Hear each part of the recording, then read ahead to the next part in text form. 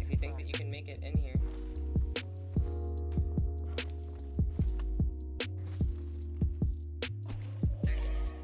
Man, somebody clip that. That was fucking beautiful. Alright guys, so this is it. This is what we fucking did. This is what we just spent 5 hours doing. Yeah, I've been on stream for 5 hours and 1 minute. Just in case they ever try and tear it down. That's what they'll be greeted to, you know?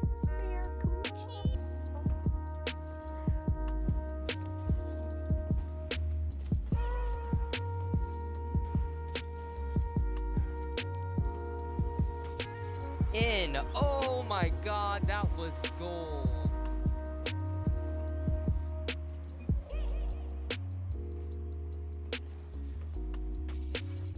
That's like the best, like, shot I've ever made in my life.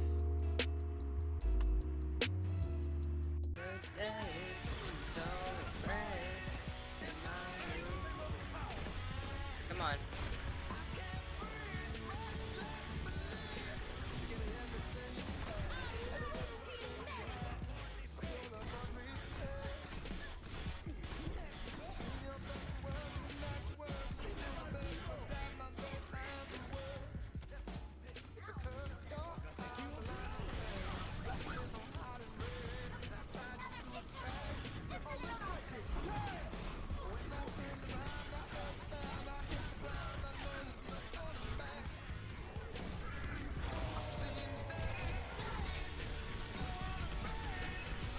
Oh my god, this is a legend play! Oh, legend play. I don't know how I was alive that long.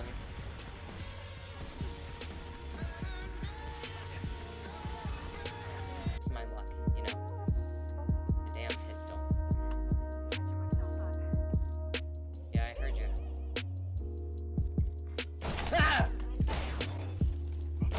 Oh my god, dude.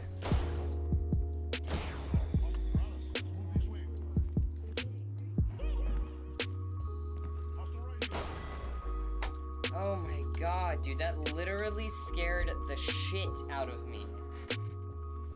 Oh. Is it done?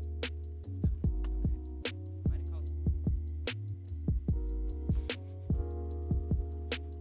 What the fuck? Look at this guy. No, real quick, for real, look at this guy. Boy, bruv. You good, mate? Look at this shit. What's going on here?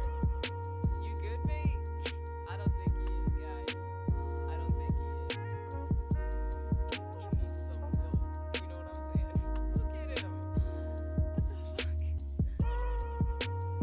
What the fuck?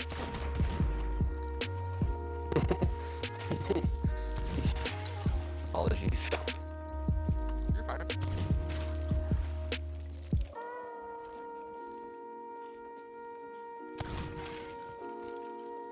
I just got 3 headshots from the skellies.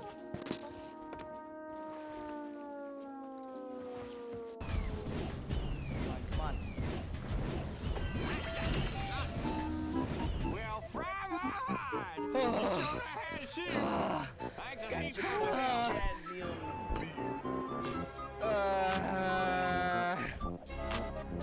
Why are inverted axes the death of me?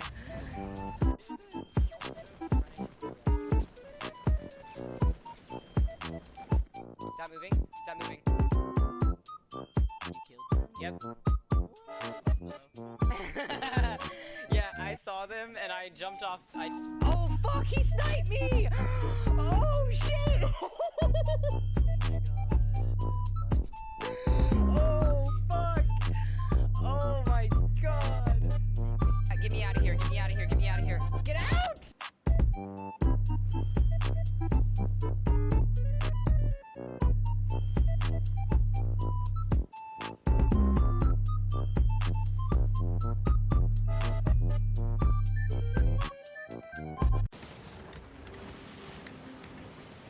What is going on, my dudes? It's the Captain Part 2. How are you guys doing? It's my second stream of the day. I know that's really odd for us, but what is going on? I am very excited to start this stream. We are doing something totally new, something totally different from normal, so I'm extremely excited for that.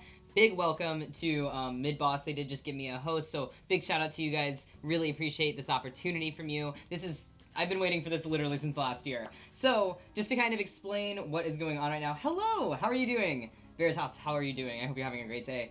Hi, Zeno. Hi. How is everyone? I hope everyone's having a great day. But just to explain a little bit about what is going on right now. Right now, this is the start of our Summer of Pride stream. The first one that we're doing. Today's June 11th, so we're going to be doing SNOWBOUND Blood today, which is a game that is from Vast Error. It is a I don't want to say it's directly Homestuck inspired, but it reminded me so much of Homestuck the second I saw it. Of course, like, how could it not? It's trolls. I literally had to bring out my little Gamzee pen from high school.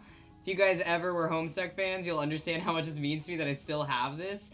We also have our little feature sloth transformer back there. Thank you so much for that follow, Kalok. I appreciate that. Oh, fuck yeah, I know Homestuck. Are you kidding me? Are you kidding me? Are you kidding me? I literally brought these bitches out. I freaked out so hard when I found out that this was a Homestuck inspired game. Like, I literally this morning, I haven't looked at any of the games that I was supposed to do because I wanted it to be a surprise on the day of. I downloaded it literally at 8 a.m. And whenever I saw it, I was like, oh shit. I haven't read all of Homestuck, but I read a good majority of it back in high school. So Charlie, oh hey! Got you, hey! How's it going?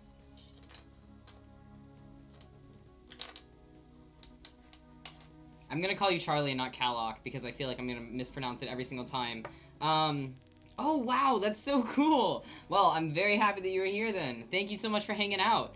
I will say, like I said, I didn't look at this game a lot until this morning. What's up, bitch? Thank you for the new follow. I feel like I'm gonna mess up all these names because I feel like there are gonna be so many troll-inspired names right now. You know what I mean? But hello, how are you doing?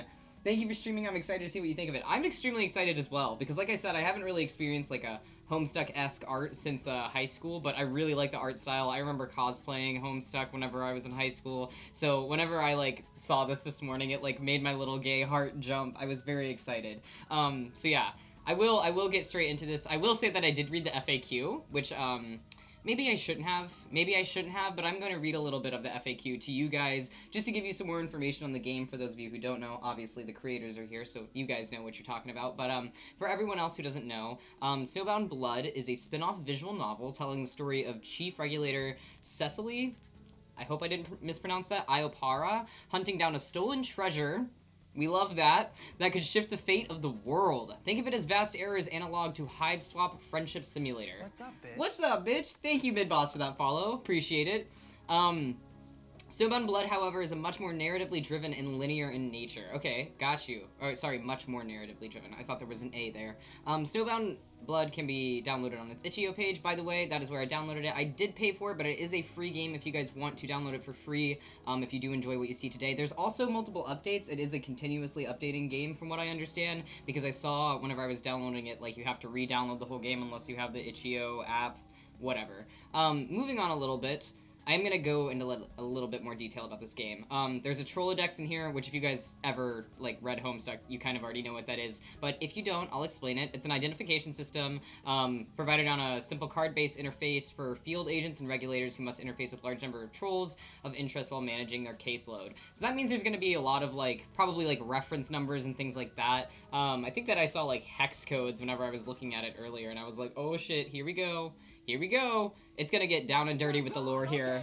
Minty, thank you so much for that raid. Oh my gosh.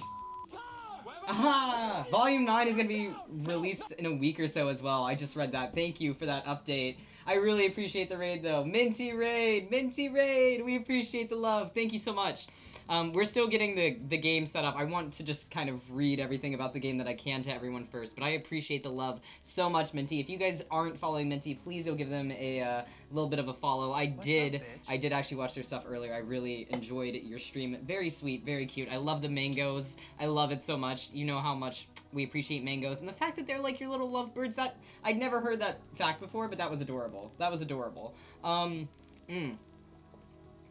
This part I feel is important. So I'm going to read a little bit of the lore stuff because I feel like that's where you guys might be a little bit confused. Like I said, this is a universe that this game is based off of. It's a Vast Error game, and Vast Error is like a whole universe apparently of like lore with their own trolls and things like that. Mad respect. I just literally didn't look into it until this morning. Minty not Missy. Yes, Minty not Missy. We do have a Missy Socks who comes into stream quite often. Honestly, I love your energy. Thank you so much. I tried to, take a little break between doing my makeup and doing this stream so I'd have my energy back up to its fullest potential.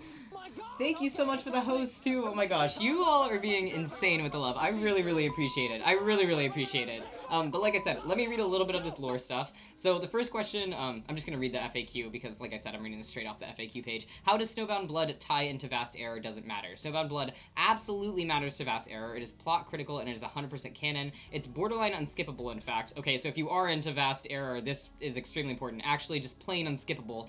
Though it may not be super obvious why at first, you'll see in time. Okay, I see what's happening. It's a summer pride, boy. We getting lit. Yes, we are. Alright, it says, do you have to read Vast Error to understand Snowbound Blood? I did read this part earlier because I thought that that'd be important. You do not have to have prior knowledge of Vast Error to enjoy Snowbound Blood. The game is written to allow the possibility of potentially introducing someone to Vast Error, as well as being entertaining to those endlessly familiar with the source content. While it might help, it's not at all a requirement for entry. Next question, do you have to read Homestuck to understand Snowbound Blood? That's where it gets important. This is a solid maybe. That's why I thought that I would be a little bit intrigued by this game. The speaking quirks are definitely bound to catch people off guard, as are the differing romance systems in Hemospectrum. Got you. Snowbound Blood does have its best, does its best to world build as solidly as it can, but some people who haven't read Homestuck still might be a little in the dark about some things that go unexplained. Also, what's up, bitch? Colonel Snivy? I like that name. That's cute. Thank you for that follow. So yeah, it looks like you don't necessarily have to read Homestuck. Like I said, I did read a lot of Homestuck when I was in high school, so if there is anything that I run across that I don't understand or that you guys might not understand, I'll do my best to explain it. Hi! Snivy, grassy snake. I do like that name. It's very, very cute. But I will do my best to explain everything that I can if we run into anything that might be confusing. If I don't feel like I can properly explain it, I will either ask chat here, because I do feel like there's a bunch of creators from this game in the chat right now, but I will also Google it. I will reference this FAQ page that I have up. I will also say, this is a huge thing for me about this game that I was excited about. The pronouns in this game are canon, they, them for characters, and I really appreciate that. As someone who is non-binary, pushing the they, them spectrum onto other people really, really matters to me, so thank you so much for that representation. That really means a lot. I'm part of the Vast Error fandom. I'm just here to see people's opinions. Oh, got you. Nice. They, them rep. Yes. They, them rep. We love it. I love to see it. I absolutely love to see it. It makes me so happy. A lot of the team is also non-binary. That makes my heart scream. I love that so many people who, read Homestuck, we just ended up queer. You couldn't help it, okay? It's a very interesting, I don't know how those correlate, but they correlate. I mean, it was kind of gay. It was kind of pretty damn gay. There was not a lot of gender involved with love in that, webcomic. Yeah, everyone was gay. Homestuck transgendered me! Don't call me out like that! Don't call me out! That's literally how I feel. That's how I feel, too. Oh my gosh, that is fucking amazing. Okay. Oh yes, I found the hex codes. Okay. Oh, wow. Okay, wow. There's a lot.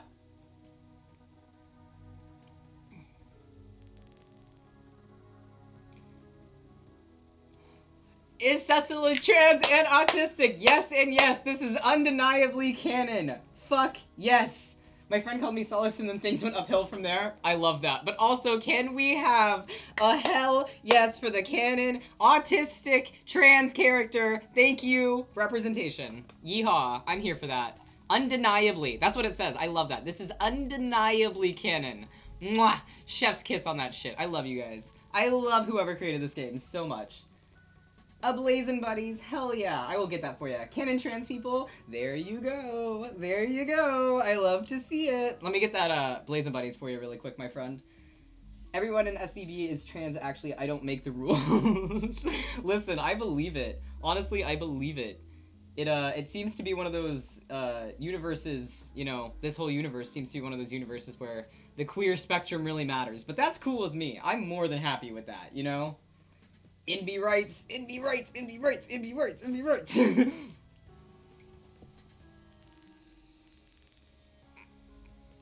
This is a Blazin' Buddies for Ironhead. By the way, just an FYI for everyone. Everyone in SBB is trans, and I do make the rules. Well, thank you. Thank you for getting a canon confirmation on that. I am a medical marijuana patient. I do smoke on stream. I just want to give everyone like a quick shout out about that beforehand. There will be smoking on this stream if that makes anyone uncomfortable. Please click away now. I apologize. I should have given you guys a forewarning. But I think we should go ahead and get started on this game because I'm actually quite excited to see how this unfurls.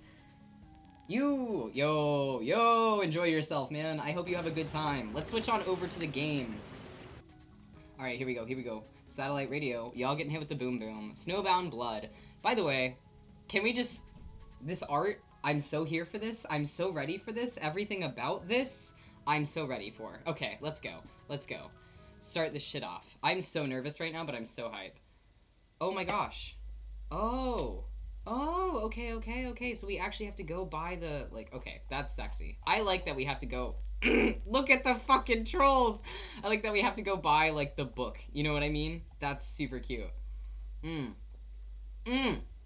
Why does that literally look like Aridin? Okay.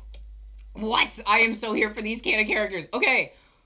I have to calm down. I have to calm down so I can experience this wholly and uninterrupted. Okay. I don't like that the music stopped the second that I went to the menu, though, because now I'm like, oh, I'm being way too quiet. I'm going to click the prologue. We're going to start this off.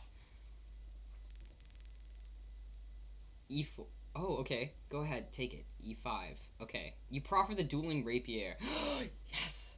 Oh my god. This is literally... Oh my god. Volume 6 is your favorite? Okay. I'll try to make it to at least volume 4 today, but I have no idea how long they are. So if you like know approximately how long they'll take me to get through, I would like to know, but I don't know how long these are going to take. Hold on, I'm just gonna catch up on chat really quickly. I love your energy, thank you so much. I'm very excited about this. Alright, BRB, gotta do morning shit. Take your time, dude, take your time. I may be a hermit liker. Oh, listen. Totally fair. Sword gaze. Did you know that I actually made a sword out of wood? I am obsessed with pirates. That is why I'm the captain. I made a sword out of wood. I made a pirate sword out of wood. It was the coolest thing in the world. I miss it every day. Sword lesbian reel. Yes. Okay, can they punch me in the face? True. Will there be another stream? Honestly, if I enjoy this, I will stream it again, because I really like, first off, the art style so far. I love that it's Homestuck inspired, because Homestuck queer. I love the fact that all of you are so, like, happy and so kind. I love this community so much already. You guys, I've literally been streaming this for 20 minutes, and I already have, like, a sweet chunk of this community in here being so kind to me. I really appreciate that. So I might actually continue this if I have fun with it. Cecily is both a sword and a gun lesbian. Oh, that's great. Yes, I am obsessed with pirates. That is why I am the captain. If you look in my little emotes on the stream, you can see a little pirate hat on them. I actually have my pirate hat. Wait, I'll show you guys my pirate hat. I can't wear it while I'm doing the stream, but I want to show you really quickly. I'm sorry, I will play the game. I just want to show you my pirate hat. I literally bought this fucking hat and have not had the chance to wear it on stream yet, and I want to wear it so bad. But I have to wait for a Thieving Thursday. It's like a full-ass real pirate hat. I literally am so excited for it. I'm so excited for it. I will sail the fucking seas in this one day. Okay, moving on. I appreciate you. You guys are so sweet. I love you. Yes. This gets... Oh my gosh. Listen. I'm not saying anything. I need to continue. I need to actually read this. I'm not even gonna get through this damn game if I just keep getting so excited about it. Whew! Okay, I'm gonna take a dab so I can chill the fuck out. Should I take a dab though? I think I'm actually gonna take a dab, not like a dab out of the pen. I have real dabs too. I apologize. Sometimes weed just becomes my first priority. Oh, I guess, oh, wait. I just realized that in Homestuck, like, they're all based on, like, well, they're not directly based, they are kind of based on science, though. Is everyone in here, like, do they all have, like, a directly linking zodiac sign? Like, in this game? I would assume that they do. Because that's just how... Alchemy sigils, that's sexy as fuck! What the fuck? That is so fucking cool! You guys are like, we're gonna take Homestuck and make it doper. Oh my god. Oh, I see now. Yeah. Okay, I love that. Oh, that is just the sickest shit on the planet. Wow.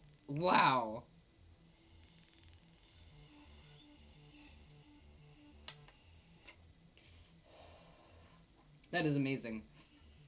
Okay. Now I feel bad. I feel like I almost should have researched this game before I played it. Because there's so much to it. And now I'm like, fuck, there's so much to it. I want to unlock it. It's just like Homestuck. It literally is. Like, my little freshman brain is, like, coming back to me. Okay. We're gonna restart. We're gonna actually read this. We're gonna start the game. God damn it. It's good. I'm glad that you're enjoying it. I'm glad that, like, y'all at least get to see how excited I am, and you can understand why I'm so excited, because, like, I don't know. To me, I kind of just let, like, Homestuck die in my head after freshman year, because I was like, don't read the fucking afterthoughts, don't read it after, like, I didn't read the ending of it, or anything. So, like, I don't know how it ended, I don't know any of that, I didn't want to know, because I was like, I don't want it to ever end in my mind. And so, I literally, like, whenever I saw this, I was, like, so excited. This is the first time I've literally heard of, spoke of, seen anything Homestuck related since that time, so I just feel like a little kid right now. I feel like a little kid. Oh, yeah, it technically hasn't ended, but I remember, like, whenever they had, like, the big end on, like, the original, like, webcomic, and they had, because my fucking friends cried. We were such nerds. Okay, this is not the point. I'm gonna play the game. Okay, you proffer the dueling rapier, your second best to the ruffian. You took down his two mates easily enough, and now he's the last one standing, unarmed and unafraid. This is part of the ritual for you. He's not dying alone. F4, it's not a trick. You know that. Oh. I'm sure all your ilk has heard of me. Okay, I just want to ask this really quickly. This F4 thing, am I pronouncing that right? Does it need to be F? Does it need to be, like, FA? Or is it F4? I just want to ask because I know that, like, language quirks are, like, very cute. Oh, it's all chess moves. Okay. Oh my god, that's adorable. Oh my god.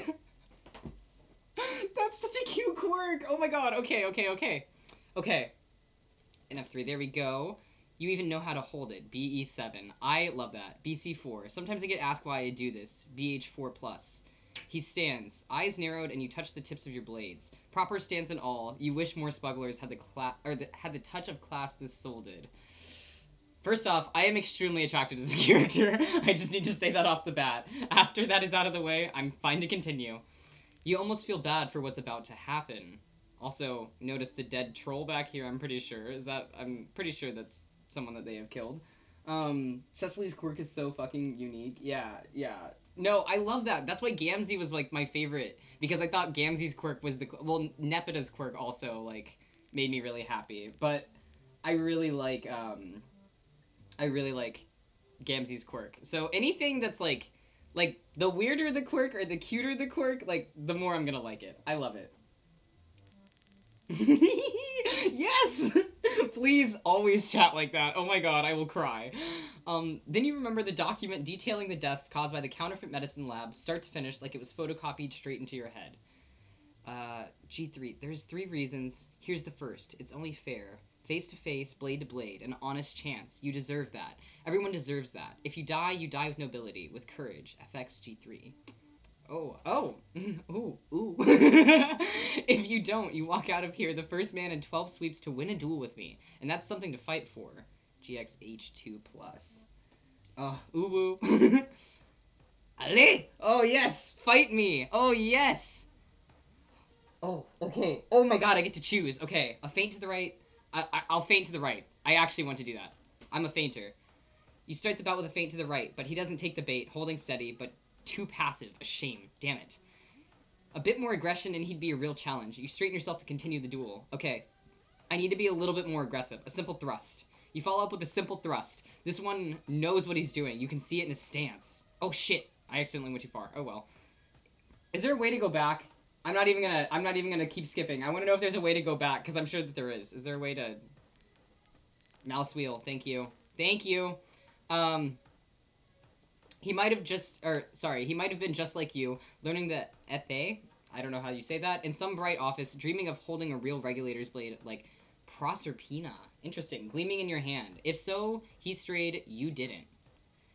Your superior technique prevails, and you catch his blade in a prise de fer. All the leverage yours. Ooh, ooh, ooh, ooh! You press your advantage and slide effortlessly closer with the tip until you've pierced his chest right beside his blood pusher, sliding your sharp point deeper to draw a torrent of rosy brown blood.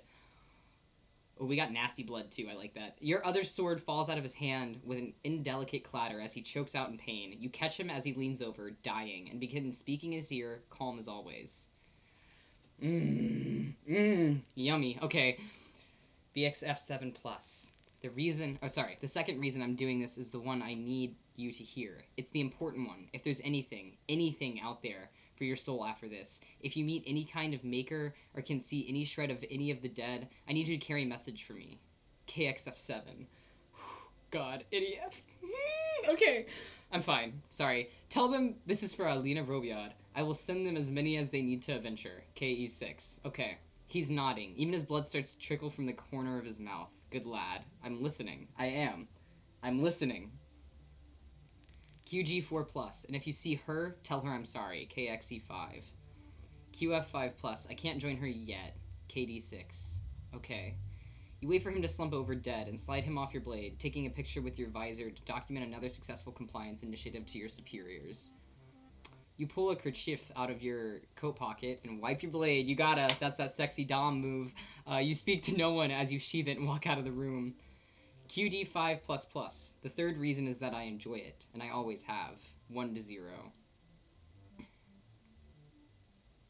So, I guess the 0-0 was like a representation of them being even, and the 1-0 is like, they won. That's it? That's the prologue? That's sexy. That's sexy. That's sexy. Okay. Whew. Okay. What's up, bitch? What's up, bitch? Thank you so much. Decadence? Thief? Cute. Please, Volume 1 is so sexy as well. Okay, I'm ready. I'm ready. I want to take another hit. I don't know why. I just feel like I need... Like, I'm so excited. My blood is literally pumping. My blood's always pumping. That sounded really dumb the second that I said it. What I meant, my blood is pumping extremely fast. I feel my heart race, you know? Also, I just noticed that Cecily's, like, name tag is up here. Or ID, I guess. What is that for? Is that for the little agency that she works for? Who knows? Who knows? Oh, I'm so excited. Aiden? Aiden! Aiden! Is that Decadence? I'm assuming. Everyone's so excited. Just her corporate ID. That's so cute. I love stuff like that, though. You know, like, especially when they, like, throw it in the fucking, like... I don't know. I think it's cute. I love little things like that. I'm into game development. Something that I really want to do is actually, like, become a game developer. Like, that's what I'm going to college for, is animation and game concept design. So, like... I love this kind of stuff. I love little stuff like that. If I make kind of stupid offhand comments like that, it's just because I genuinely do appreciate every little bit of work that goes into a game. I understand it from, like, such a personal standpoint, and, like, I really, really appreciate it. I'm really looking up chess moves so I can understand that character. I'm dead. I love that so much, though. I love that it's made you feel like that. I'm doing storyboarding and character design. No, that's so cool. That's so cool. I really like any part of game concept design. So like I like the character development, I like storyboarding. Storyboarding is honestly probably my favorite, but I also really like doing backgrounds. Like I love building landscapes and stuff like that. So that's what I've been into recently. I want to go into animation. That guy in my house thinks art. Oh, yeah, my dad was like that too. I moved out because of that. I totally understand. I literally moved from South Carolina to Washington State because of that. Had to leave my house to do what I wanted to do, but baby, it's worth it. You're going to achieve that dream someday. I said I was going to be an artist at 14. My dad said, you're fucking crazy. Here I am at 20 going to college to be an artist. Don't ever let them step on your dreams, honey. Don't let them.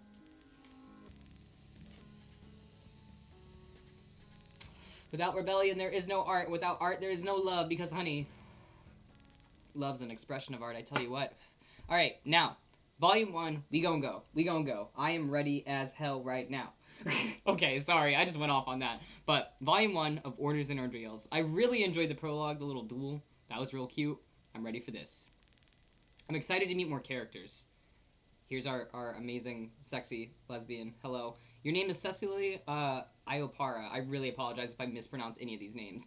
You are the chief regulator for the Repeton Corporation, more recently known by its variety of slick rebrands. Okay. You've been pulled off your current caseload for a priority LF. I hope that I said that right. Which is a once-in-a-binary eclipse level of a problem. Which is good.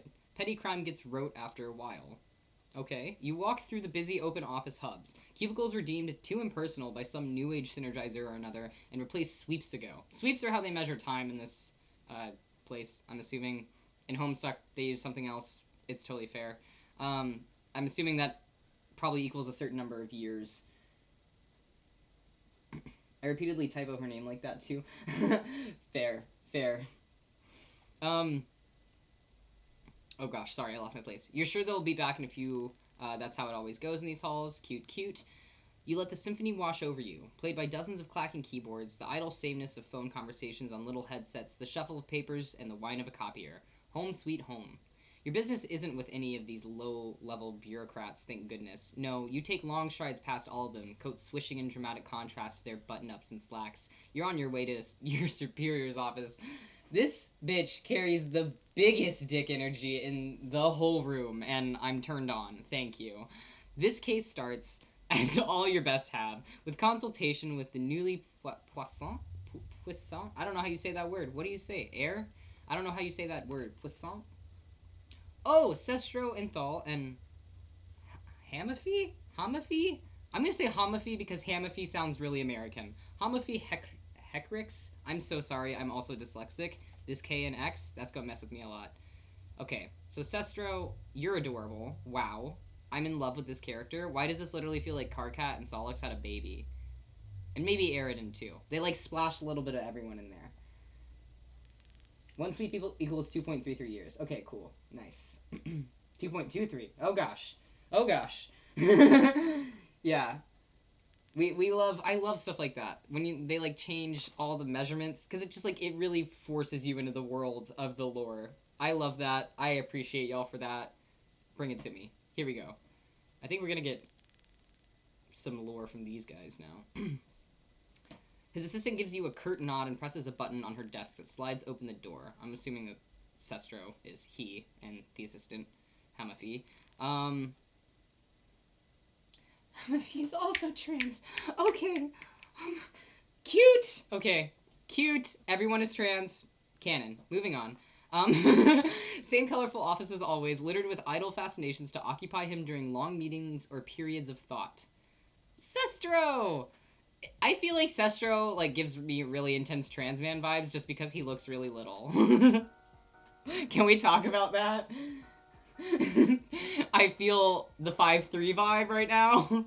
While nodding along to a rant he's receiving through the phone held to his ear, he gestures for you to come in and sit down. You've never forgotten a face, or anything at all. Throughout the game, you can select recall upon meeting characters to search your near-perfect memory for information. These memories may be useful for solving the case ahead. Oh, okay. What is recall? Which one is that? I'm assuming that's one of these. Cool. Oh, recall. Oh, this is how you do it. I'm an idiot. I'm gonna do this just because I want to see what happens. It's not hard to remember this face. Everyone knows Sestro Enthal, the heir to the executive and next in line for control over the entire corporate machine. He's been gradually assuming influence over more of the company hierarchy as he prepares to come into power with his ancestors' old age. This means you're taking orders from someone half your age who wears sweater vests. Mood. You'd be upset about it, but you're a consummate professional, and he's sweet enough. He's a real piece of work he's a real piece of work of a mate sprite, though. Mate sprite? Oh, okay. Sestro is my favorite character. Mamlet King, I'm dead. Okay. Nah, god damn it. Okay. Got you. Thank you. Sorry that I'm reading chat so slow, by the way. I'm, like, so invested in this that I'll probably read your tips after I figure them out. I apologize about that in advance. I love how cute he is, though. Please, I'd cosplay this in a heartbeat. Right now, he looks downright sour. Once you recognize the sandpaper, harsh, salty voice assaulting his ear, you feel a twinge of sympathy. The Repetonian elite are rarely sensible, but few could match the talent for absolute nonsense Calder Carrion has displayed over the sweeps. You watch your employer pinch the bridge of his nose with 2 fingers, jaw clenched as he listens to Carrion go on and on about late shipments of the drivel he passes off as a magazine, you wonder. Oh well, you aren't being paid to listen to the grievances of Mr. Inthal's flock of fledgling hyperloopers, so you don't. Sestro rolls his eyes theatrically, my apologies, at some high point and finally meets your gaze. He mouths something, looking pained. He can't not pinch it? He can't not pinch it? He stole fizzy lifting drinks? He doesn't even drink it? Either way, you're certain you don't care. Please enjoy, thank you so much. He makes a cutting gesture across his throat with his hand and points at the phone's receiver for your benefit, while making his voice perfectly pleasant and neutral for Calder's. He knows what he's doing. He assures him that corporate will do all in its ability to ensure the timely delivery of his shipment, and if he could only answer a few questions, probably gets cut off there. You stand up, draw your pistol, and aim over the phone's receiver and off Sestra's side towards the enormous windows that make up the office's outer wall. She's a crazy bitch. You watch Sestro cup his hand over his loose ear while the twin sounds of the gunshot and punctured glass ring painfully in your own. Immediately, the corporate security alarm blares to life. You watch Sestro mouth something, "We'll call you back, maybe," and hung up. And hung up immediately, turning to his computer and turning the alarm back off before the system's response can get too serious. Wow, I cannot believe that she deadass just did that. A few defensive drones fly into the office as you put your gun away, but it's been a long time since you were first given license to use deadly force in corporate halls. Jesus. They see nothing wrong in the office and dutifully fly away. Sestro regards you with what seems like equal parts annoyance and gratitude for a moment, then presses a button on his computer and instructs it to remind him to address Calder's concerns later. He pauses. Through email, he adds, then he turns to you. Effective as ever, Miss Iopara. I like this. Does he have a little... Is that his quirk? Does he use infinity signs in lowercase? That's cute. Not that I feel it was necessary to damage corporate assets like that. E4. Even suspected threat can often serve as one of the better excuses with which to placate the distractingly powerful. They can relate to the fear of it. E5. I love his quirk. It's so cute. F4. There's no damage to speak of anyway. BC5. Sestro is so used to the show, he doesn't turn around, but you regard the broken hole in the window with keen, distant? Why can I not speak right now? Don't even try to read right now, Balkan. If distant interest. I'm having a damn stroke. Y'all just watch me have a stroke on live. How you feel?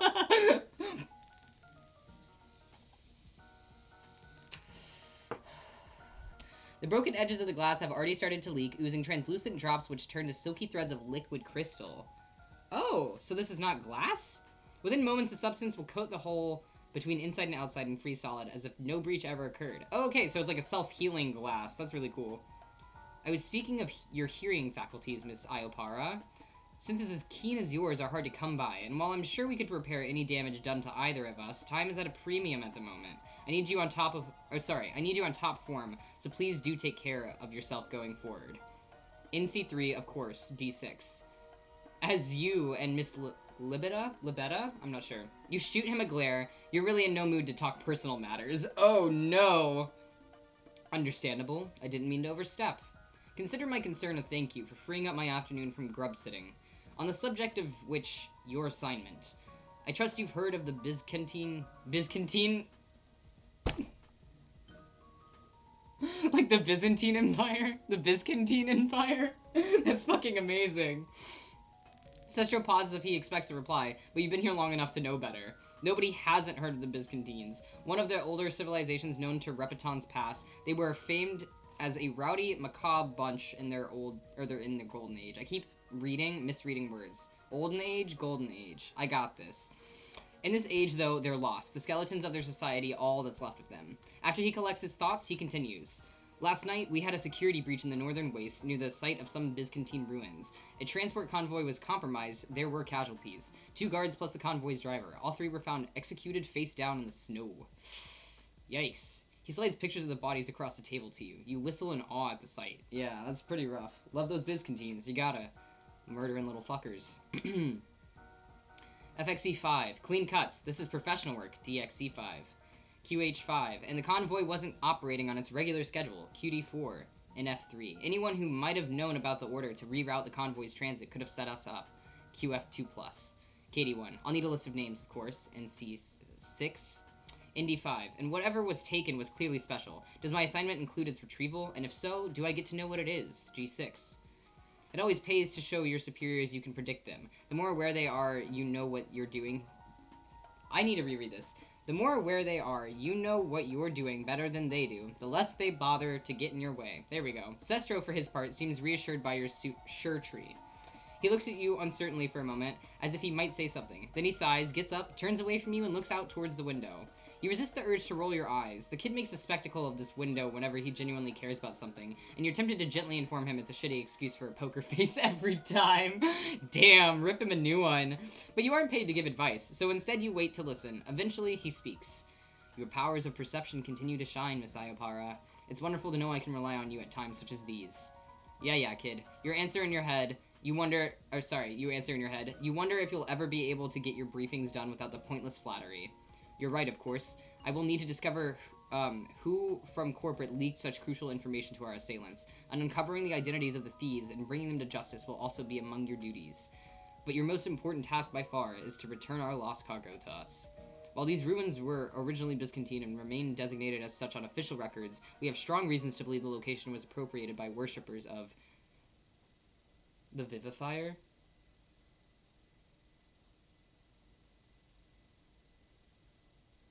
The Vivifier?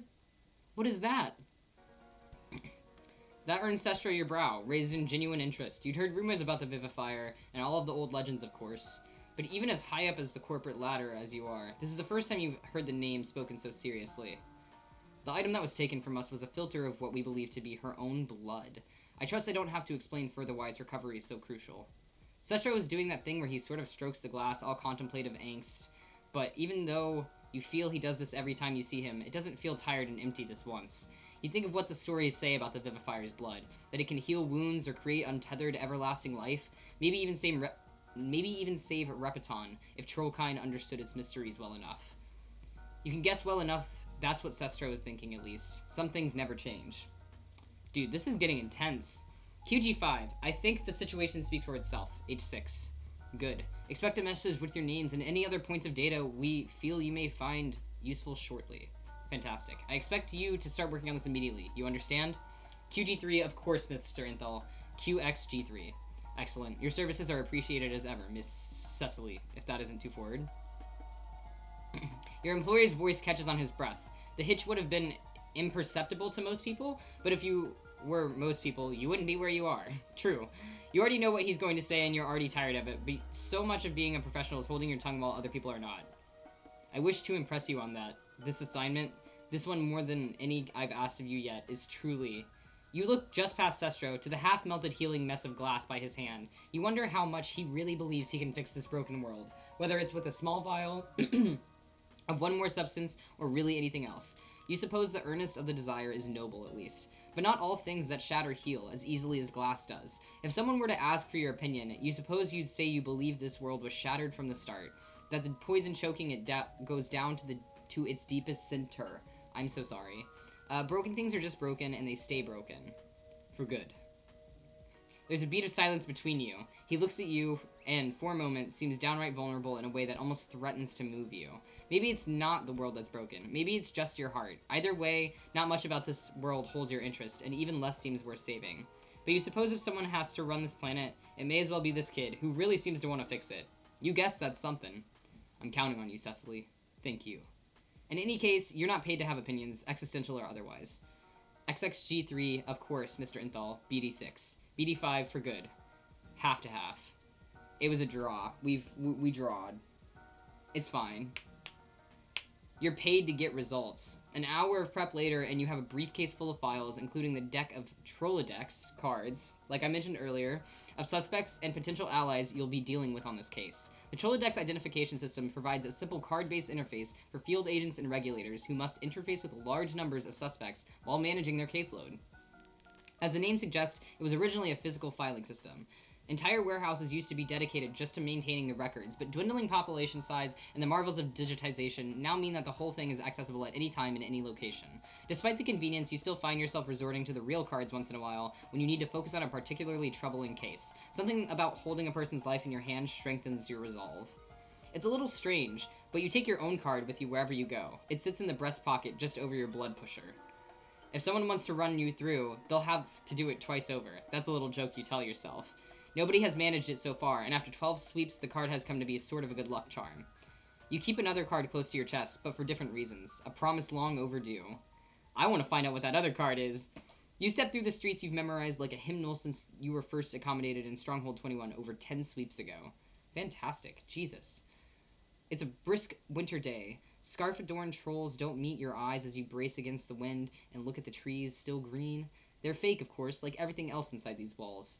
In truth, you've never felt at ease here. The slick branding and nightlife, the convenience drones and social media stars, booze and sugar for every well-off lotus eater while blood spills across the dying world outside. You step over a crushed soda can that the automated street sweeper missed and swing your leg over your motorbike. You adjust your helmet and then kick it into gear, letting the purr of the engine carry you out of town.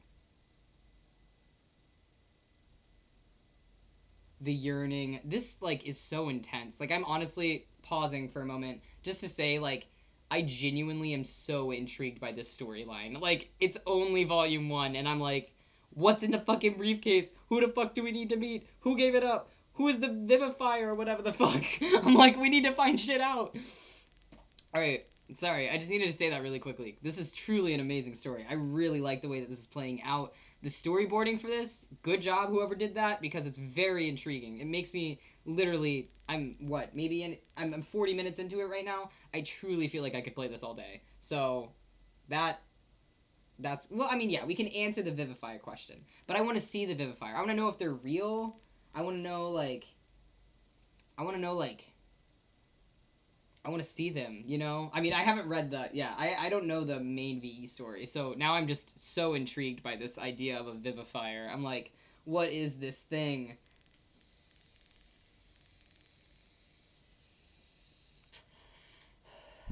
I want to look more into this lore. This lore is good. This is great. Alright, I'm going to continue. You arrive at the site in the northern waste a few hours later. It's mid-afternoon, and though the weather was clear and bright all morning, it's still bitterly cold. When you hit the tundra, you entered into a fierce snowstorm, and the last half hour of the journey has spent battling against poor visibility and harsh wind. The blizzard settles down into a light snowfall by the time you reach the convoy, though. 3 guards meet you there, 2 olive bloods and a bronze.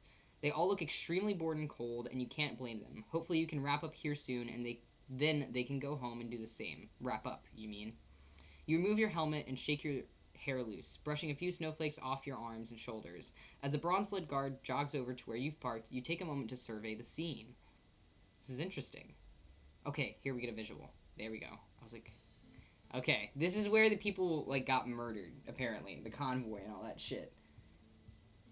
Yes! Hold on. I have a link about the Vivifier. I need to look at this real quick. Zekura? Oh, okay. Okay. Nice. First off, sick as shit looking.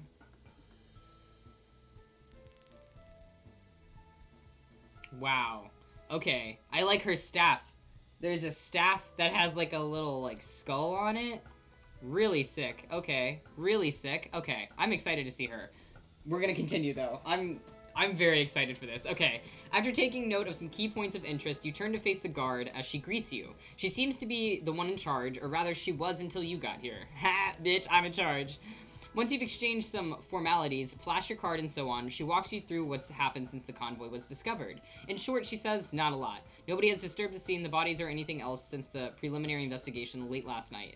Security only got wind of the event due to the vehicle's automated system, she says. Other than that, there was no indication of anything unusual taking place. What about before the security backup arrived, you ask? Maybe someone tampered with the scene in the meantime. She says it's possible, but they didn't see any evidence of that when they got here. Okay. Nodding with me. I'm glad. What about the driver, you ask? She says, what about them? You say that there should be 3 bodies here, but you only counted 2 guards. She says, oh right, the subcontractor that assigned them to the job took the body away this morning. You say that's a pretty loose definition of not disturbing anything. She says, yeah, whatever. Yeah, literally a body is gone. You're not surprised, though. Drivers are often equipped and outfitted with the company gear and uniforms, and their hands are usually chipped with the activation code for the vehicle they're assigned to. It's only natural that they'd want to recover it as soon as possible. Still, you say, you'll have to chase that up later, and that's paperwork you'd rather not get tied up in. The guard just shrugs, palms up in the universal language of the chronically underpaid. That's a fucking mood. That line, I would tattoo on my forehead. The guard just shrugs, palms up, in the universal language of the chronically underpaid. Chef's fucking kiss on that one, guys. Good job. Alright, you say, you get the picture. She says she guesses you'll be wanting to start the investigation then. You say yeah, it's been several thousand words already. She walks off to reconvene with her 2 colleagues. We out here experiencing class solidarity. You know it is. You know how it be. She walks off. Corporate be like that, honestly.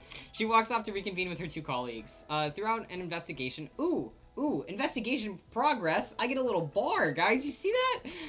Throughout an investigation, your main goal is to find key pieces of information. The investigation progress bar on your overhead visor lets you keep track of this. Nobody knows how it works if you're honest, but it certainly comes in handy. Not everything you find will get that happy little bar moving, but every time you score another insight increment, a little feeling happens in your blood pusher. That feeling is called progress. I like that the fact that, like, their heart is called a blood pusher. I'm assuming that's what that is referring to, because that feels very direct. But also, that's fucking adorable. You decide to investigate. I want to investigate the bodies. We're gonna investigate the bodies first. You make your way over to the 2 corpses lying prone. Looks like you've got a rust blood and a gold blood here. Do they know that by their clothes? Is that how you know that? I don't know how you know that. The pair of them are laid out straight, arms by their sides, legs flat against the ground. They were probably on their knees first before they fell forwards. No sign of struggle from where you're standing. A combination of rigor mortis and the temperature means they're now stiffs. Whoa! Thank you for that resub, Chase. Appreciate it. Welcome back to the Pirate Gang, month 5. Mwah! I appreciate the love. Yee. Neutral. Oh, I saw that. I saw that word. Neutral, is that how you say it? I don't know how you say it. In the FAQ, but I didn't read about that yet, because I was like, what the fuck does that mean? Now I feel like I should go read it, though. I'm gonna go read it now, so I know what the hell you're talking about. You can do this on Android? What? Oh, no. No, you can't do this on Android. That was a really weird question. Sorry. I honestly should have just read the FAQ.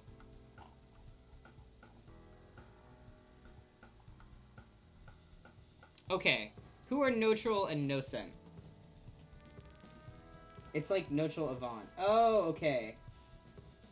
The mobile build is a great idea. I'm very happy for you. This seems like such a great community, and just like big shout outs for that, y'all. Like, y'all are doing great, okay?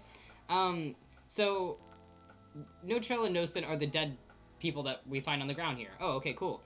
They don't matter all that much in the grand scheme of things, except for the fact, that they're where the game and the case gets their name from. Oh, okay, cool. It's their blood on the snow. Oh! Oh! Makes sense now. Snow blood. Okay. Ah ha ha. I'm genius. I'm Biggie Smart. It's basically not relevant. Turn into a name. Cute. Oh, I kind of like that.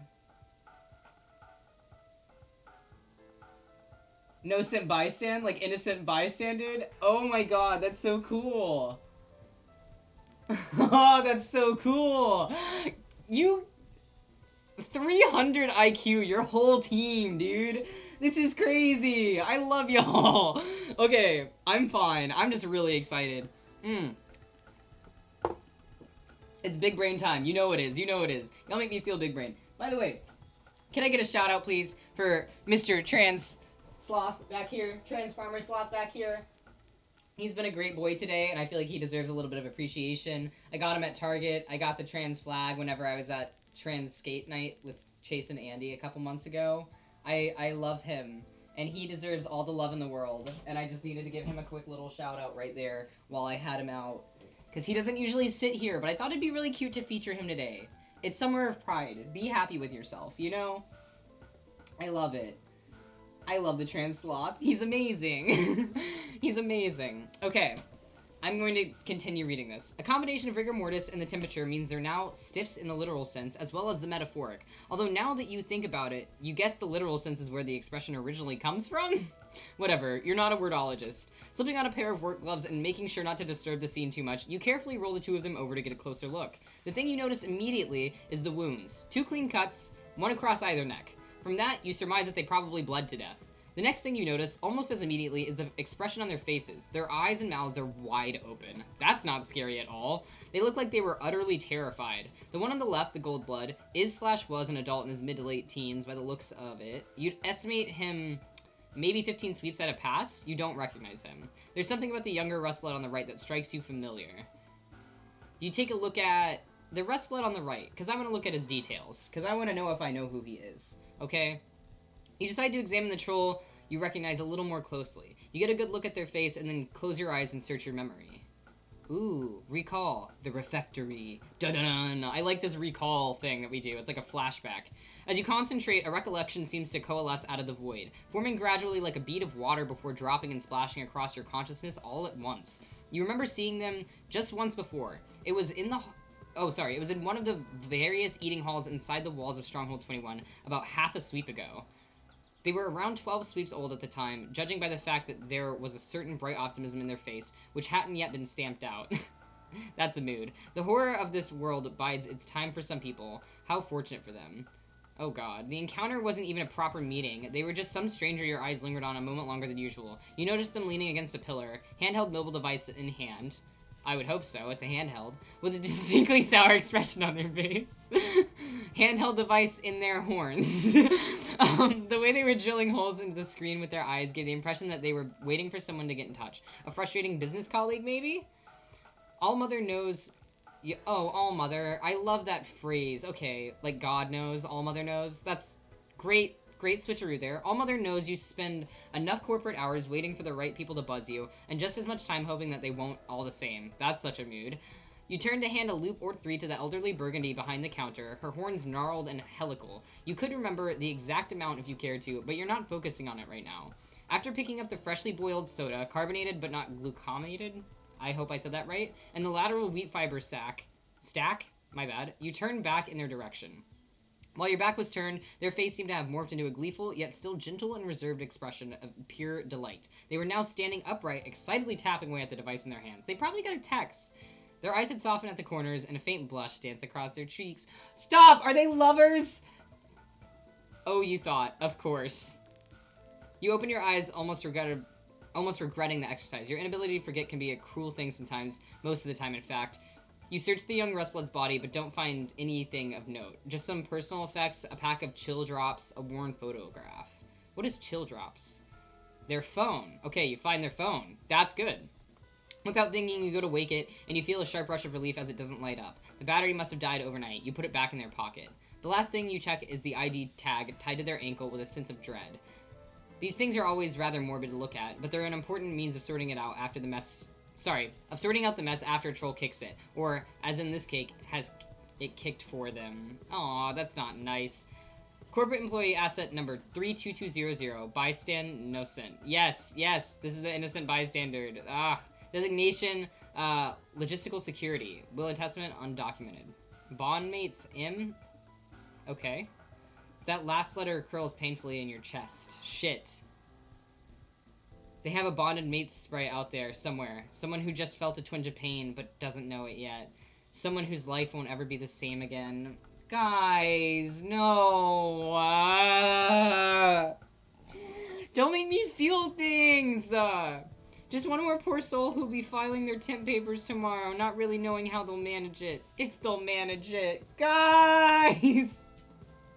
What the fuck? I am sad! The soulmate system on Repeton kills me. I need to know more about it, apparently, because now I'm almost in tears. What? You will feel things. I am sorry. I mean, I should have known the second that it was Homestuck inspo. I should have fucking felt things. Dab. Pause the feelings. I'm taking a dab. Expect death. Great. Great. Okay, so I'm gonna try to simplify quadrants on Repeton. Okay, I kind of remember quadrants a little bit from Homestuck. Are they similar? Nepeta! Ooh! Just, you know? You just gotta... a little. Just for Nepeta. Similar, but they're a bit different. Give me a sec. Totally take your time. They're pretty much the same, but, extreme. More extreme. Got you. Okay. I don't remember much about the quadrants, because that was pretty far into the story, I feel. But I do remember the idea of them and kind of what they, like, symbolized, at least. Ah! Sorry, I'm trying to pick up a dab right now. It's really fucking hard. I got it. We're good. I'm gonna take a fat-ass dab while we're waiting for this. Also? Oh my god, we gotta... Hold on 1 second! Hold on 1 second! You said what? You said what? Verita, I fucking love you. I fucking love you so much. Verita donated. I literally just noticed, babe. I'm so sorry. I don't know when you fucking did that. They donated, though. Let's get this fun started. Trolls represent to the fucking Veil Project. Thank you so much. I really appreciate that, love. I appreciate that so much. It's such a great cause, honestly. Anybody who can, just even $1 or $2 means so much, because people are out there protesting people's fucking right to live right now, and I feel like as queer folk, we can all fucking understand that, so represent for our people of color, or queer people of color. Remember the people who fucking fought for our rights. Let's stand up for them, okay? Love you guys. Love you guys. Not trying to go off. I love you. I'm gonna take this fucking hit now. Being bonded in a quadrant basically means there's a physical component and you become addicted to each other in a sense. Oh, fuck. They make it chemical, huh? They make it chemical. They make it more fucked up than Homestuck, huh? That's no bueno. That's no bueno. When you physically couple on Repeton... Okay, hold on. I'm gonna take a dab and then I'm gonna read this, because that is a lot. Un momento.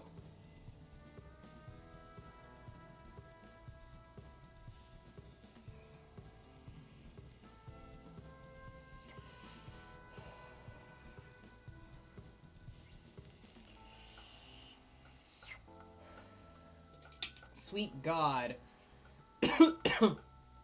Fuck. Okay, let me read this. When you physically couple on Repeton, you're stuck to your quadrant mate for life. You're bonded chemically. I was right. It's social taboo to break up with your bondmate. When your bondmate dies, you experience withdrawal symptoms. Fuck. Oh my god, so the surviving bondmate will soon be experiencing withdrawal, also grief. The system is terrible and I love breaking it with my fan trolls. It causes me physical pain. No, I totally understand though. Like, I get it, because like, I feel like this is kind of dystopian. All troll universes are a little bit dystopian. Just saying. Just saying.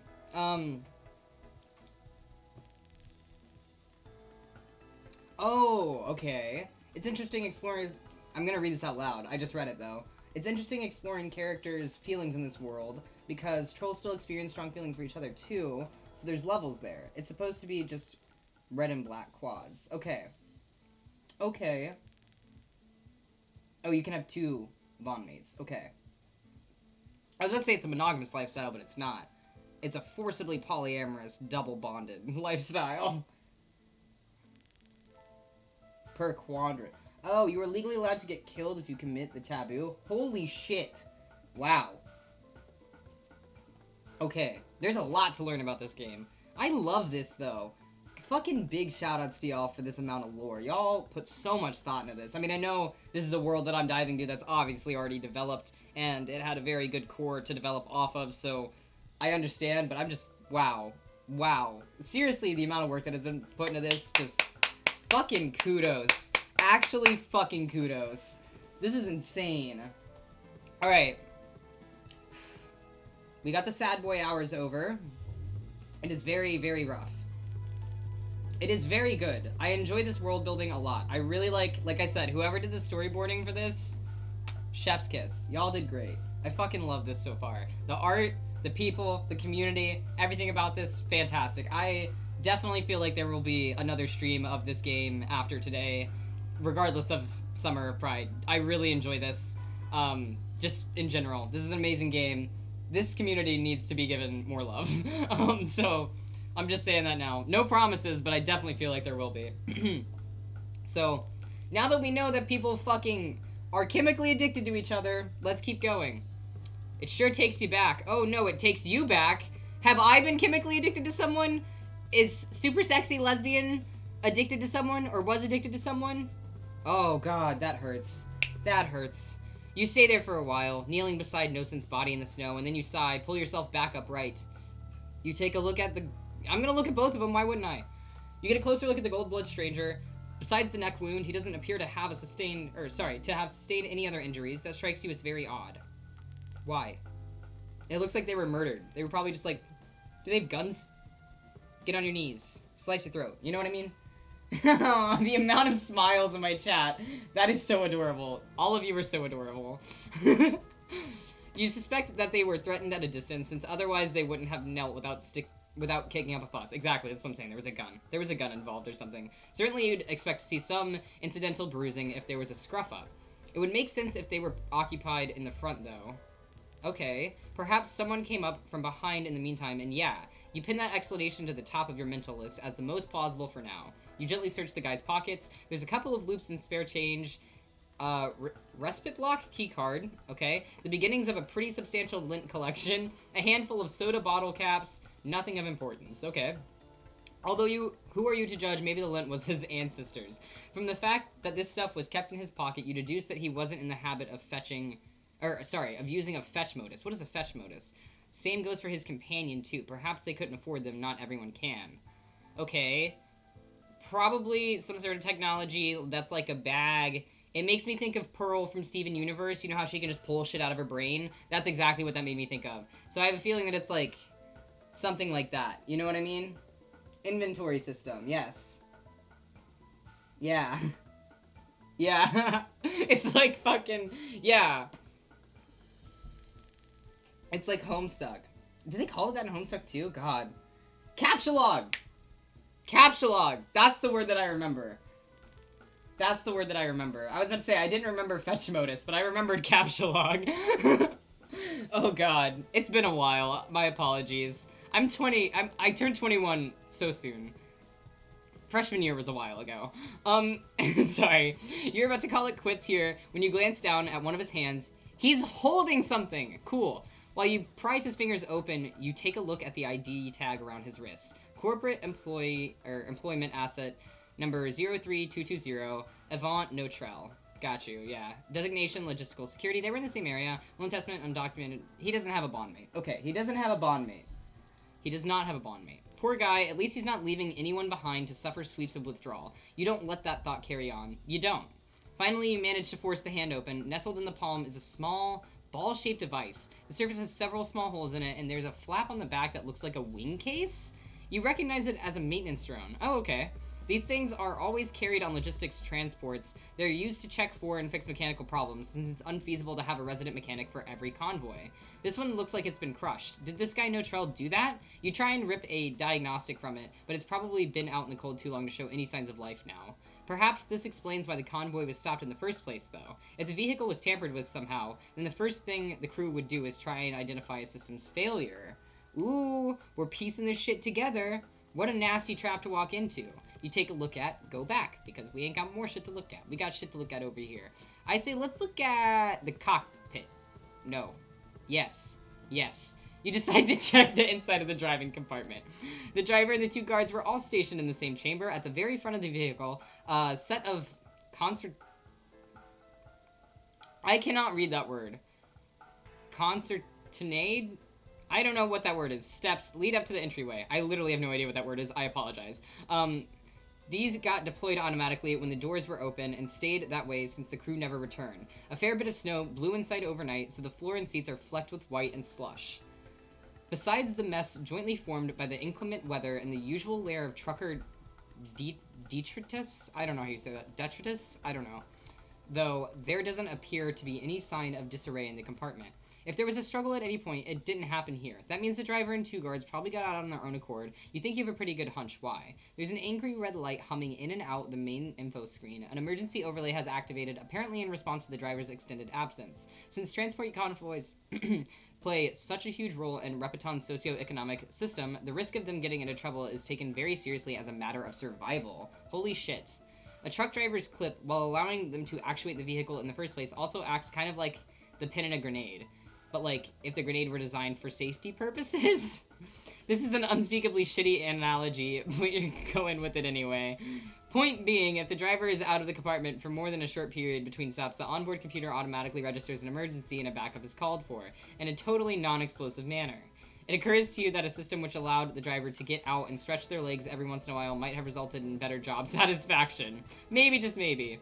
Or rather, it would occur to you if the notion of job satisfaction existed on your planet. JK. We don't even worry about that here. You lean over the dashboard and you lean over the dashboard and tap... What's up, bitch? Thank you so much for that follow, Pixelated Chocolate Donut. That's a great name also. I really want chocolate donuts now. You lean over the dashboard and tap a menu icon on the screen, and the warning light fades out one final time. Taking one last glance around, you see an open book with its pages turned down on the far passenger seat. Looks like it must have belonged to one of the 2 guys out front. Cocking your head to one side, I literally just read the next line before I read the first line, and I couldn't help myself from laughing. I'm sorry. Cocking your head to one side, you can read the title. It's called Vored My Bong Water and Look at Me Now. The Turn in Kai Kai's Story. What? Charlie out here donated. Oh my god. Oh my god. Thank you so much. $15 from Charlie. Thank you so much for that. I appreciate that so much. Mwah. Mwah. Look at me now. Oh my god, I really appreciate that love, sweetheart. I really appreciate that. Such a good cause. Really appreciate your love. A beautiful and touching novel. We stand a non-binary daredevil. We do. We do. Look at me now. Hearts, babe. I love the name of this book, though. Void my bong water and look at me now.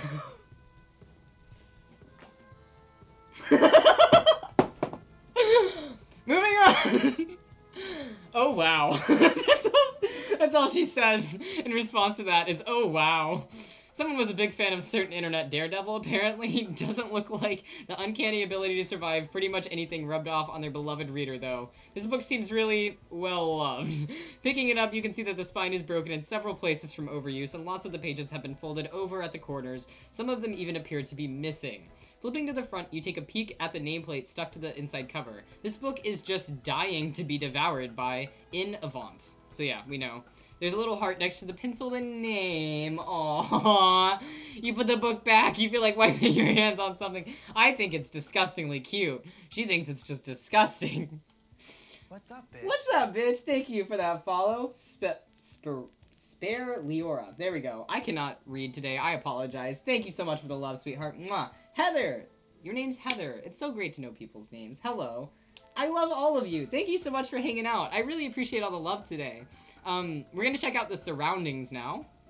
You decide to scout the surrounding area, just to be sure. It's highly likely that the response team missed something when they arrived during the night.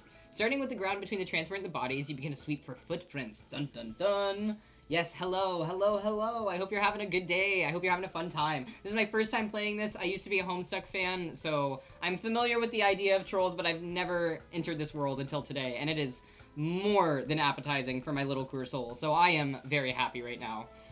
You establish pretty quickly that the only tracks in the vicinity belong to you, and by comparison with the guard's prints from earlier, your 3 companions. Otherwise, the snow which fell overnight has completely coated the ground in a pristine layer of white, sitting unbroken like fondant on a Yule-passing confection. I would love to eat just like a thin layer of fondant right now. I am so high. You don't remember the last time you had one of those. Me either, honey. Well, that's not true. You remember it with perfect clarity, just like everything else, but you'd rather not think about it, so you don't. What's important is that it was a long time ago. Yule passing is Christmas. Yeah. That's good. Good. I like that there is a, like, transitional, like, word for almost everything in this. Like I said, I think the blood pusher is still my favorite. LMAO, hit me up with that thin fondant sheet, am I right? You've never eaten fondant? It literally is just, like, sugar. I don't know how to explain it. It's what goes on cakes, you know? Like, whenever you get cakes from, like a bakery, and they have really thick, even icing on the top of them, and you're like, oh, why is this its own layer? It's because it's not icing, it's because it's fondant. It's different. You've only eaten oversweetened American frosting. Rest in peace. I don't like frosting, so that's why I like fondant. Because I don't like frosting. It hurts my teeth. But fondant, even though it's pure sugar, somehow doesn't. I'm a freak. I don't know. Sugar dough. It literally is sugar dough. Quite literally. I think it's water and sugar is how you make it. I'm not even being, like, over-exaggerant. What's more important than that is that there's no trace of the culprits to be seen. Good. There's a little hillock, small ways out from where the transport is stopped. In lieu of any better ideas, you decide to see if a little elevation reveals anything. Let's climb up. You trudge your way up the slight incline, boots crunching and squeaking against the ice and snow. I can literally hear it. I want to be in snow so bad. From the higher vantage point, you can see the whole scene in one picture. The transport, the bodies, the security team, your bike, and beyond, the field of white patched with streaks of gray and brown and sickly green extends as far as you can see in all directions. There's no sign of anything from up here either. Shit. On the way back down, a harsh wind whips up for a moment, and you grip your long coat around your neck against the chill that it brings. Well, at least the cold isn't toxic. The northern wastes are forever being buffeted by the very worst that Repeton's recalcitrant... Jesus Christ.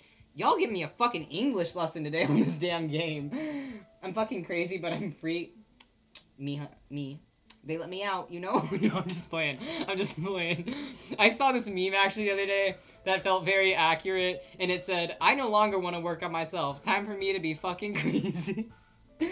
That's me, okay? Anyway, y'all giving me an English lesson. I want to know what recalcitrant means really quickly. I'm literally going to Google that, because I want to know what it means that bad. Recalcitrant.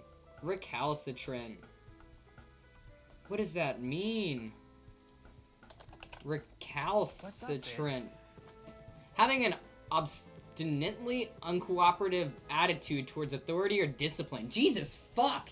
Even reading the fucking, like, trying to read the damn definition for it's my own English lesson. Y'all. Bart, what's your name? Sorry, Bart Stenato, thank you so much for that follow. Oh, Austin, this entire community is following me today. I really appreciate the love, folks. I really appreciate it. Thank you so much, seriously. I'm gonna retry this sentence. The northern wastes are forever being buffeted by the very worst that Repeton's recalcitrant climate has to offer. Almost nobody lives here. The region seems to exist as somewhere to be traveled across rather than a real place in and of itself. And while such places can sometimes be enjoyable to pass through, the very opposite is truth here. The wastes strike you as more of a cruel joke than anything else. A deadly expanse separating two of the planet's most populous regions, its traversal is a perpetual nightmare logistically and otherwise. Damn, you arrived back at the crime scene with no better idea of the situation than when you left. An absence of information can itself be an important detail, but there is no insight increments to be had at this time. You'll need to try something else. Okay, so us checking the surroundings literally didn't help us at all, which is just a waste of time. I appreciate you. There's so much work put into this, and just, like, I am more than happy and pleasured to experience it, because, like, genuinely, like, first off, this game is literally free. I mean, I did pay for it because just, like, I always pay for games on itch.io. I feel like that's kind of just, like, an unspoken rule about queer content creators to support queer content creators, you know what I mean? But, like, this game is literally free. So just, like, the fact that y'all put so much effort into this, just to be like, no, you could possibly just read it if you want to. Like, that is so amazing. That's so amazing. What the fuck? Amazing. And it's all gay. Amazing.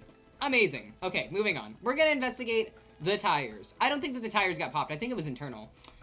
You walk around the bodies in a wide circle and approach the vehicle to get a closer look at the tires. Call it a hunch. The fresh snow is gradually piling up around the transport. The gentle curve between the white and the wheel arches makes it look like the ground is coyly grabbing at the tires, not wanting to let them go. That sounds cute. Yeah, everyone's so hyped about Austin being here. Cecily's the big gay that makes all the rules. Yeah. But okay, big strong gay. We like the energy. Sword and gun gay, you know? We like that. Spear gay too if they want to be. Who gives a shit? Bring in the spears, baby. That would be amazing. Wait, Donut, is that you? Austin and Heather made VE? Oh my god. Austin. Wow. Big shoutouts to you then. Wow. Dang, I feel special now. I appreciate you being here. Wow. Y'all are so kind. Literally, what the hell? I love y'all. Okay, I'm gonna continue. Also, before I continue, the writing in this, amazing. Just everything about it is really amazing. Everything about this, truly spectacular. Chef's kiss, thank you. There's something almost tender about it which belies the very real danger. Getting stranded out here in the waste is not a situation anyone wants to be in. Another hour or so and someone's going to have to get digging. Okay, damn. Your feet plunge a ways down through the frozen mass as you get in close and begin to scrabble away with your hands, carving the wheels out in order to get a better view. The first few you look at don't reveal much. The wheels are in a dual configuration, laid out in pairs along the length of the transport, so you take them 2 by 2. That makes sense, that's usually how it is. SBB is so good. SBB is so good. SBB is amazing. So amazing. So amazing. It's so... Like, I just entered this world, and I know it did say that you didn't need to read Vast Error beforehand or really be into it beforehand, but just... I'm already so encapsulated by these characters and this character creation. So that, in and of itself, what a wonderful thing you've created. I haven't even gotten to check out the rest of it. I do honestly feel like I almost failed a little bit by not checking this out before. I wanted to have like a fresh reveal on stream basically for all of my reactions to this game, which is why I didn't look it up prior. So when I found out earlier today like what it was about at like 8 a.m. when I was downloading the game and getting everything set up for this stream, I was so excited. I've been so excited all day, you know? I'm so happy to hear you enjoying it so much already. I hope it keeps you entertained. And honestly, I'm sure it will, and I have a feeling that once I'm done eating this one alive, I'm gonna move on to the rest of the lore, because there's just so much. There's so much, you know? I saw that the wiki page has like over 300 pages just for like the Vast Error wiki, so I'm really excited to go deep diving on wiki later. I love stuff like that. Can't wait for the new volume. I might just lose my fucking mind. It's coming soon. I know they said it's coming soon. Alright, the voice of an old acquaintance pops up in your subconscious while you do this, mumbling inane facts about the vehicle's model, the wheel configurations, the tire manufacturing. All Mother knows why she tells you this stuff. I love this. You do have a knack for recalling useful information when it's needed, though. And just like that, you notice all these tires have been retreaded at least once. Oh, okay. I would not know how to look that out, so I'm so glad that I am a sexy lesbian in this game. Okay, fantastic. I'm in the shower right now, but I had to come and show support. Why are you on Twitch in the shower? To show support. I love that. No, I appreciate it. Austin shower time, honestly. Hey, up close and personal, first stream. I appreciate that. I appreciate the love. I appreciate the support. I'm more than happy to display this game. I honestly had no idea what I was signing up for, like I said, until right before I went live with this, and I am very happy. I'm very happy with it. I'm very happy for your shower support. But honestly, no pressure to chat or do anything like that. I just appreciate all of y'all being here, lurking, watching, you creating this game, you being in this community. That is so much and just wonderful. You said no shower in the world can stop Bill Project funds. True, honey, true. I'm honestly not surprised Austin showed up while in the shower. I've done that before, you know? I listen to people's streams while I do almost anything, so no judgment, no judgment. So anyway, she's going on about how these tires have been retreaded For some of them, the process was done very recently, in fact. Ooh, they probably got it done, like, right before they went on this venture. Retreading wheels this size usually means that it's more expensive to replace them altogether. Going by the age of the vehicle, though, you'd say it's more like a desperate attempt to keep it going as long as possible. So they were being cheap. They were being cheap. They were being cheap. They put their men in jeopardy because they were being cheap, honey. This one's probably on its last legs. Last wheels? Last wheels. I like that she thought that to herself. She was like, wait a minute. No, yeah, last wheels. You reach the last pair of tires and repeat your routine of digging them out with your hands and then skimming around the inside of the guards and wheel arches with your fingers. This time, though, you find something. Was the tire popped? Rigamo12! Thank you for that follow. I appreciate it. Welcome to the Pirate Gang.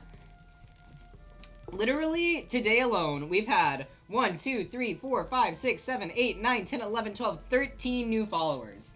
Thank you. Thank you. Haley? Haley? Is it Haley or Hallie? I had a friend named Hallie that was spelled like that, so I don't want to mispronounce it. But, welcome. Welcome. I appreciate your love and support. I'm excited to know what you found here. Hold on one second. Your fingers meet a small oblong object, probably no larger than a pack of cards, stuck out of sight on the underside of one of the arches. This is most definitely not supposed to be here. Ooh, planting your feet either side of the wheel, we just straddled this bitch, and bracing, you reach your other hand under the metal rim and pull down hard. It doesn't budge for a moment, but then, pop! How did I know that was gonna say pop? Yo, I knew that shit! I knew that shit! What's up, bitch? Oh, what's up, bitch? Pragmatic. Oh my god. Oh my god. Whoa. I love your name, first off. Can we talk about that? Can we talk about that? There's so many people coming in right now. PN. The entire team follows you, literally. Yo, I am getting the whole team. Okay, okay. Wow, catching up with chat is hard right now. My chat is never this active. I really appreciate the love, everyone. I love you guys. PN made most of the music in this game. Whoa! Whoa! I'm literally getting... Thank you so much. That's amazing. Yeah, what I'm listening to, I'm literally not even kidding. I put on the game in the beginning of the stream in the background just because I like the beat of it so much that I was like, I can sit here and talk for 20 or 30 minutes, like, just to this beat. I love it. Oh my god, I'm just a gay. I love to get love from other gays. It's great. Mwah! I love you all. Listen, you're part of the community. Being part of the community is just as important, I promise. In this house, we all love and support each other and our art. Oh, okay. I'll like the next song. I'm excited. Okay. I just felt the pop of this object. I need to find out what it is. With that, the object comes loose very suddenly and you stumble backwards a little ways. Your grip on it doesn't hold and it falls out of your grasp and down into the snow, bouncing off the rubber. It's bouncing. Righting yourself and dusting off a little of the snow. Sorry. You bend forwards to take a look at this thing where it fell. Okay, okay. It appears to be the remains of a small box. The casing is burned and charred, half melted and barely holding together. Some wiring is poking out at odd angles and you... What? You can make out something akin to an aerial at one end? Is it like a bomb? What is this? It's almost destroyed beyond recognition, but you don't need to be an expert to know what this thing is. What it represents. Sabotage. Pure sabotage. What? Oh my gosh. You decide to investigate. Let's investigate the cargo. We're almost there. We're at 75% of this investigation. Okay, you move around to the very rear of the transport, looking for the entry port into the cargo hold. One of the two faceless olive blood guards sees what you're doing and comes over to point out the access terminal for you. She offers you a key card, saying she's not authorized to open the door herself. You take it and thank her. You keep quiet about the personal access card in your jacket pocket, the one which, as a regulator, you have the right to carry. Because I'm a bad bitch. You can't kill me. You don't need her help, but it's good to let the kids think that they're part of something important. What a sweet person. You find it hard to think of these people as anything but wigglers sometimes. Just sheep-minded people. I understand. What's up, bitch? I don't even know how to say your name. I really apologize. I do not know how to say that, but I appreciate your love. Zam! Zam! I love this. Everyone! I love this. I'm assuming you are also part of this team somehow. I registered just for this. You're so sweet. Oh my gosh. You were so sweet. Thank you. Me too. Why are you all so sweet? Literally, thank you so much. How sweet of y'all. I'm just here The character sprites. Oh my gosh, fantastic. Fantastic. I am loving this amazingly strong like canon trans lesbian. I love this. Yes. Someone already had your name. Oh no, that happens so often. I hate when it's my name too, because I'm like, who the hell is named Valken? Like, I literally never met another human being. I'm currently the main comic artist. Hi, sweetheart. Thank you so much for your love and support. Thank you for all of the effort that you put into this game. I have given a lot of thanks to this game today. This is my first look at anything in the Vast Era realm, and it genuinely has thrown me. I am a Homestuck fan from the OG days, and I genuinely have become so enthralled by the storyline, the art, the music, everything from this game in the past few hours. So, huge shoutouts to this entire team. Thank you so much. Mustang Legends, thank you for the follow. Crackles into existence. Hello. How are you doing?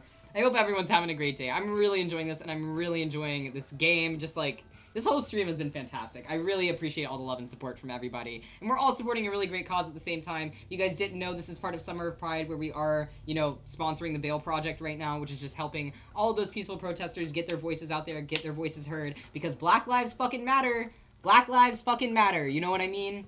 That's all I'm gonna say on that. We gonna keep going, baby. Besides, it's part of your job as a higher-up to not let people feel redundant. At least right up until the moment that they are, then it's a different story. You wave the borrowed card over the receiver, and a loud, harsh, buzzing noise signifies that the lock is disengaging, together with an almighty clunk as the bolts retract. You hand the card back to the guard and climb up into the transport. The inside of the hold is lit up in a pale green light, which blinks into life when you open the cargo door. One of the bulbs at the far end struggles to come on, sputtering like a what? Like a 6 spark bug. Okay, there we go. 6 spark bug. I like that. Black Lives Matter, hell yeah. I've been having a lot of fun with the stream, and you playing this for a good cause and appreciating everything means so much. Aw. No, I seriously do. Like, I mentioned this earlier, and for everyone who wasn't here, I'm more than happy to repeat myself. I actually am into game development. Game concept design is something that I want to go to college for. I'm actually, like, attending classes soon to start my process in becoming, like, a game designer. So I really do understand and appreciate the ounce, like every ounce of effort that goes into this. I make the backgrounds for I'm working on a game right now. I'm calling it Project S, just in the meantime, but I'm working on the backgrounds for it, the music for it, the character development, all by myself, and like, it's so overwhelming, so I do genuinely know every single part that goes into things like this, the storyboarding, everything. Like, I genuinely appreciate it all so much. Yeah, it genuinely means a lot to me. So, like, whenever I got invited to be part of Summer of Pride, it meant the world to me. It meant the world to me that I got, like, an indie game that wasn't already kind of, like, you know, at least I hadn't known it from anybody else, so that, like, made me really happy, because I was like, yes, let me spread queer content creators. D, somebody else, thank you. D-Dip, is that how you say it? I love that name. Thank you for the good luck, by the way. I appreciate it. Making a whole game by yourself, God save you. It's something that I'm expecting to take the next, like, 4 or 5 years. Like, through my entire college career, this is, like, my college project, is how I see it. So, I'm not really expecting it to be fast at all, but I'm very excited about it. Hello. Hi, I hope you're having a great day, by the way. Dee Dee, so cute. The love in this chat is so cute. It is a lot of work, I know, but I am very excited about it. Thank you so much for the good luck. I'm very excited about it. It's something that, like, it's one of those things where, like, it's such a me game that I don't want anyone else to work on it, you know what I mean? Like, I just have a very specific vision, and, like, I've, like, you know, I've let other people come in and kind of give me, like, their insight on it, but it's my project, and it's my baby, and I'm excited to make it. I'm excited to make it my own. Thank you, thank you. Alright, I'm gonna get back into this, sorry. I just keep getting sidetracked. This chat is so kind, you folks are so kind. I've really appreciated all of the chat, all of the love and support from today. Just, wow. Wow, you know what I mean? Wow. Also, holy shit, we got 3 more donations that I have not mentioned. Big shout outs. Heather, first off, $20 from Heather. Thank you so much for that. Mwah. And then Donut gave us $5. Little Aw, Snowbound Blood Artist donation as a treat. Let's go. Yes, yes, yes. And then we got another $5 anonymous donation. Really appreciate that. We're up to $51.12. Really appreciate all the love and support today. Love you guys so much. I'm gonna get back into this guy now. I just want to give you guys a quick shout out. Alright, the inside of the hold is lit up in a pale green light which blinks into life when you open the cargo door. One of the bulbs at the far end struggles to come on, sputtering like a sick spark bug. The cargo itself is packed in boxes of varying shapes and sizes, all of which are arranged in a very intricate pattern on a series of shelves. They range from small cubes all the way up to crates taller than you. The arrangement of the cargo is determined via an algorithm which picks the optimal way to store the eclectic mix of items to be delivered on any given trip. It's a clever system, but sometimes it leads to something very small being packed inside a box, which is 4 times larger than it needs to be. That's one of the disadvantages. That's how I feel about shipping stuff in America. I don't know if you've ever done that, if you've ever gotten like an Amazon package, and it's like something this big inside like a bag, inside another bag, inside like a package bag, inside a box. You ever get something like that? That's how this sounds, you know? The other main drawback is that unless you know the arrangement beforehand, it's very hard to know where any particular item will be. Fortunately, the thieves took care of that for you. Cool. That's also the unfortunate part, of course. Not cool. There's a single empty slot on a shelf about halfway down the length of the transport, roughly the size of a briefcase. The filter must have been taken from here. There are probably hundreds of bands worth of valuable resources in this transport, together with provisions, trade goods, electronics.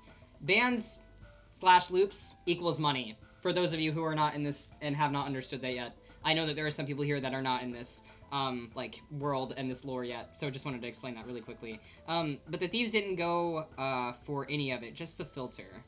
Okay, got you. The fact that the rest of the crates weren't... Oh, there's actually a money amount? A loop is $3.22 from what I remember. I like the amounts of 3s and 2s. What is up with that? There's a reason behind that, I'm assuming, right? Y'all, there's always a reason behind these things. We don't... These worlds, these lures, these specific numbers... 322 is the funny number. The VE number, the important number. March 22nd was the... Okay, there we go. Got you. That's adorable. I love that. See, I told you. There's always a reason. There's always a reason. There is always a reason. I love it. I love it. Oh, that's adorable. Okay, continuing.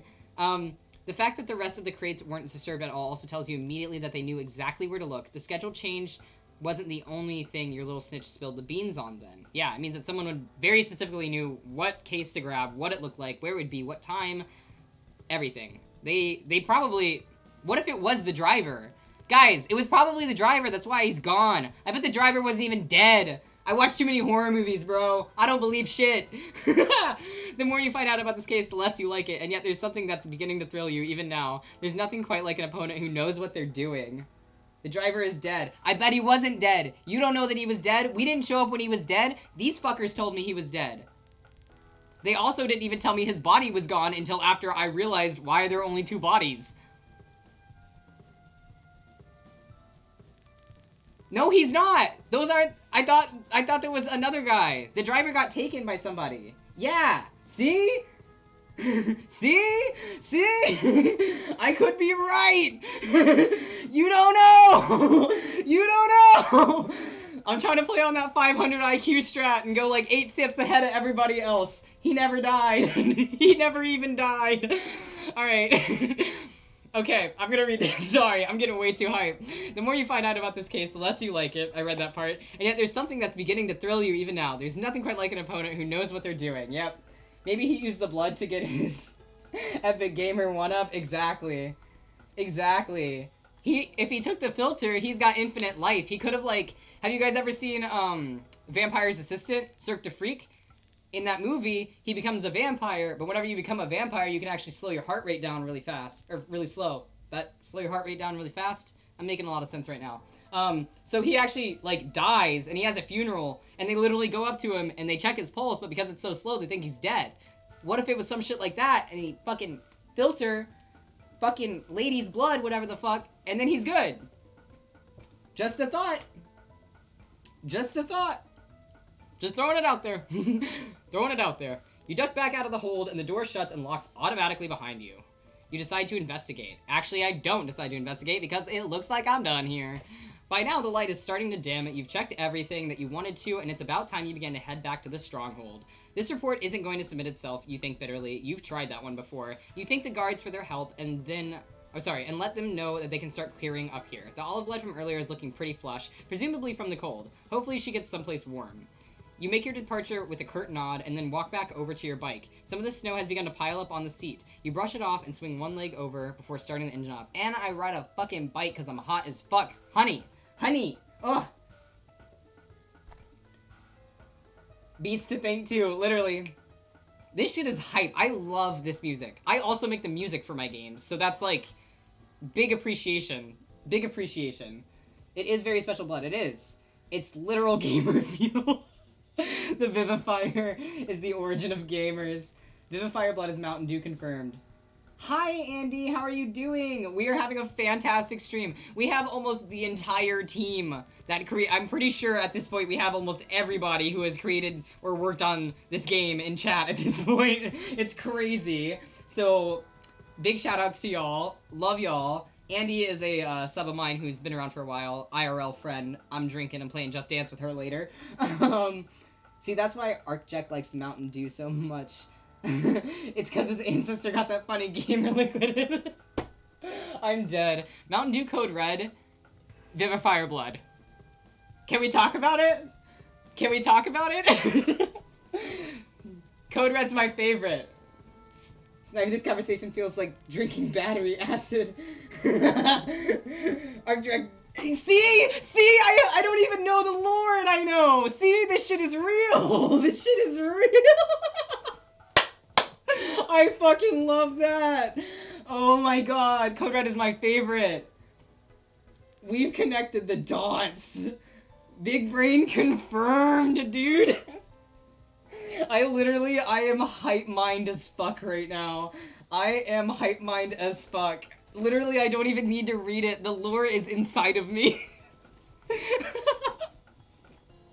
I am literally... Oh my god, the closest to battery acid I've drank is Faygo. Don't shit on my boy! We are Gamzee OGs in this place. You can't shit on my boy! You can't shit on my boy! I've actually never had Faygo. I can't say yes or no if I like it. I've never had it. I've been a fucking Gamzee stan since like 2011. Never fucking had Faygo. I can't say. No, 2013, not 2011. I don't know why I always mix up those years. 2013, I think, was the year that I started reading Homestuck. But anyway, I swear to God, I was made to be in this fucking... This entire... I want you all to know this, actually.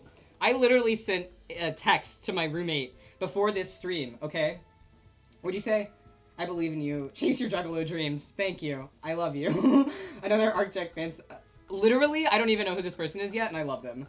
If you just name a food and say it grows from a plant in vast area, you have a 30% chance of being correct. Oh my god, that's amazing. That's amazing. That's amazing. I'm excited to see Volume 7 now, because I'm like, wait, what the fuck grows out of the ground? Is there hot dogs out of the ground? I want to see them. Oh my god. I gotta get water for my scratchy tea throat. Hang on. Such a mood. That's why I clear my throat all the time, by the way. Also why I constantly have 2 drinks. 4 years on testosterone. Cheers. Congratulations.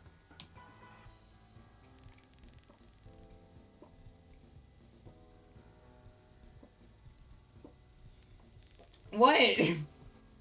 Wait, what? What did I do? What do you mean?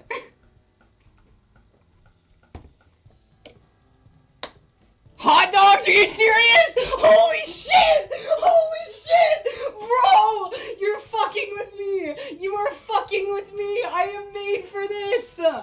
I am made for this! Bro! Fucking... I see you. I see you so hard. I see you so fucking hard. I win. I win. I win. Give me the dub. Give me the dub right now. Holy shit. Holy shit.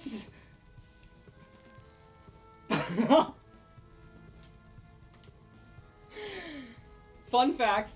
Apparently, me and Austin are the same person. Apparently, me and Heather and Austin had a little kumbaya moment, and I didn't even know. It's fine. I'm in their heads. Literally, what the fuck? That was the speedrun! That was the speedrun! Y'all know I'm a speedrunner. That was the speedrun. It's done. I know the entire story now. My heart is racing. I literally feel like a god.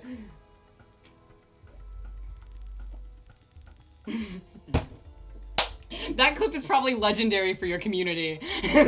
Because, like, literally, what the fuck? Okay, I'm fine. I'm literally having such a moment. I'm having such a moment right now.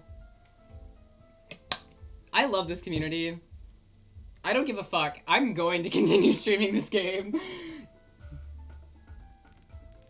What could possibly grow out of the ground? Deadass, that was the first thing that I thought of. I don't know why. It just made sense in my head. I was like, yeah, Code Red and hot dogs. Like, that sounds like my type of thought. I don't know. I don't know. It's whatever. Okay. I'm gonna continue on this. You can't clip it? It's okay. I'll go back. I can go back after the stream and I'll clip it. I'll go clip it. I have like a sheet right here that I write down like all my clips on that I need to do afterwards. Turns out baseball is a sport about agricultural heritage. Oh my god. Dude, I'm also gonna clip the Code Red thing, by the way. Y'all. I see you. I see you. Y'all try to tell me I didn't belong here. Tell me that I didn't fucking, like, the universe sent me this. What I was gonna tell you before I found out that I actually fucking just conjured you universe is, I was telling my roommate earlier today whenever I found out that this was like a Homestuck Inspode, like, world. Yeah! Thank you, Blueberry Dork! Welcome to the pirate gang! Let me get my hat for you! Huzzah! Huzzah! Huzzah! Huzzah! Welcome to the pirate gang, my friend. Anyway, I found out that this was like a Homestuck Inspode world, and I was like, holy shit, what the fuck? And thank you. Thank you. I love my hat. I don't wear it often because the headset fucks with it, but I wear it whenever I play Sea of Thieves. So if you guys ever hang out to watch me play Sea of Thieves on another Thursday, y'all will see the hat. But this game, Homestuck Inspode, the other game that I'm playing is, it's a pirate game that's, it's literally a furry pirate game, okay? And not to be TMI, but I'm pup as fuck, okay? And so, like, I was like, wow, a Homestuck game and a fucking pup pirate game? Did Mid-Boss come into my wet dreams and just take it out of me? Like, what the fuck? Furry pirates! Tell me! Tell me! Yes! Yes!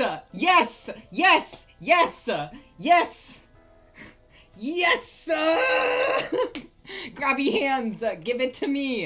17th of June, I will be here streaming a Pirate's Fury or a Pirate's Tale or something like that. I don't know. It is all about fucking literal wolves that are pirates. Like, furry pirates, deadass. I don't know what the fuck else it's about. I just saw the title for it and I saw the picture and I was like, I'm set.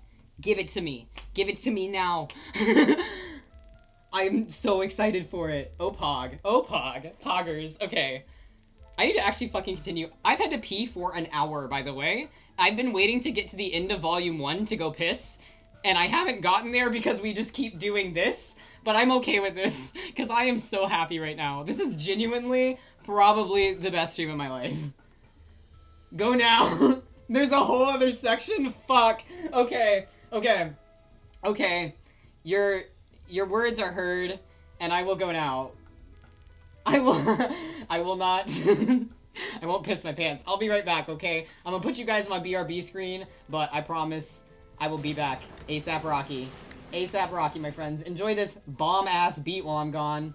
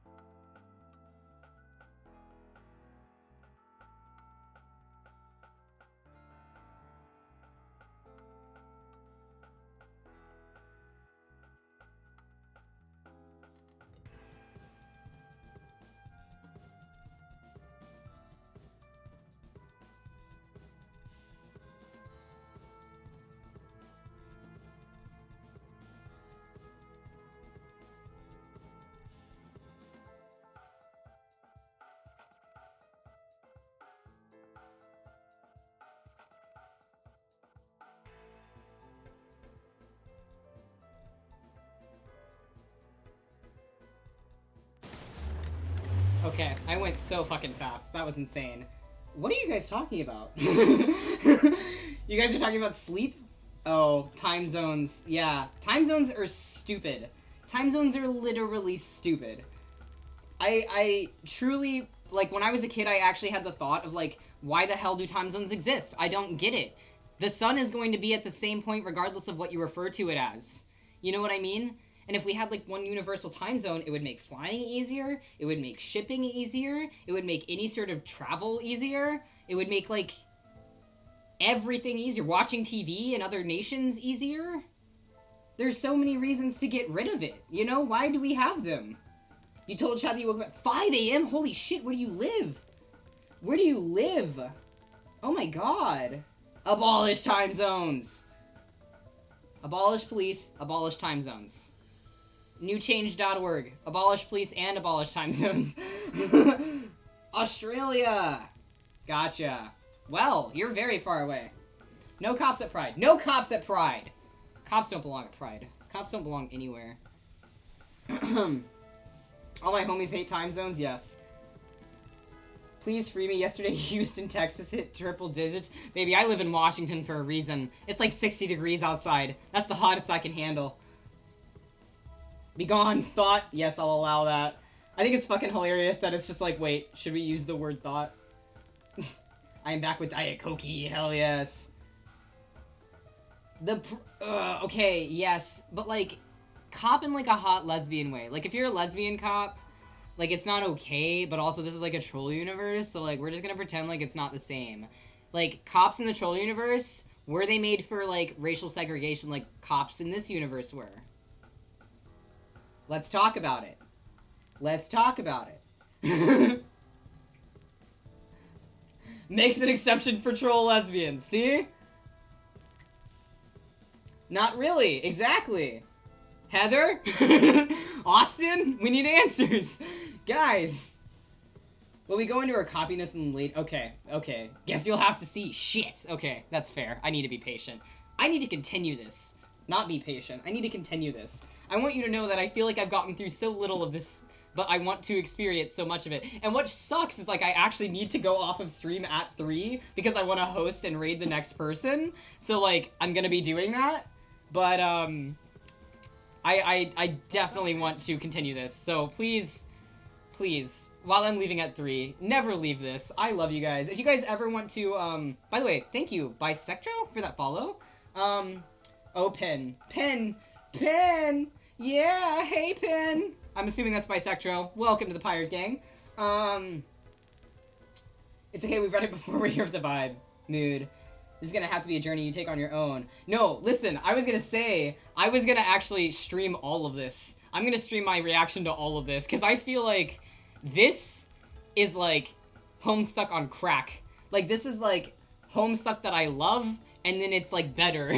Because I feel like I'm, like, first off, I'm older, so I understand it a lot more. I feel like Homestuck was very mature for my age, and I know that sounds crazy if you think about Homestuck being mature, but it really does have a lot of, like love-based, racial-based, worldly and morally based situations, you know what I mean? Like, it's very intense, and I feel like now I can enjoy this on such a level that I'm like, ah, I need it. I will stream the rest. I literally will. Crowdsource Homestuck. Dead ass. Dead ass. I don't even start crying right now. Sob on site. No, I'm just kidding. I'm just kidding. Don't cry. I love you. I am more than happy to stream the rest of this. I will actually start doing, like, SBB days. Like, I usually do, like, Saturdays as my Dead by Daylight stream, but I can start making Saturdays, like, my SBB days. I love doing stuff like that. Wait, you guys have a Discord, don't you? You guys have a Discord. Yes? Hold on. Fuck. I saw this earlier. There's a Discord for y'all, I'm pretty sure. Several Discords? Oh, God. I need help. What's the right one? Yes, we do. Fantastic. Okay. Fantastic.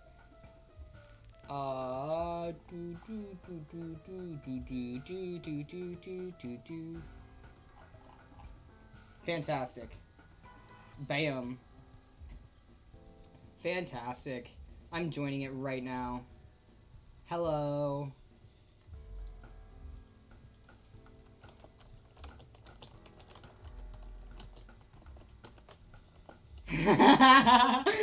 Everyone's already saying hi to me. I love you guys. You guys are so sweet.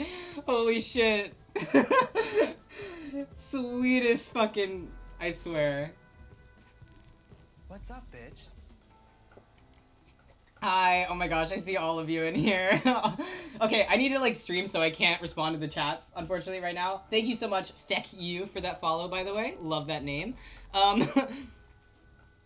gonna continue reading this because I feel like I should really get into this. I want to at least finish volume 1 while I'm on stream, and I only have about an hour left.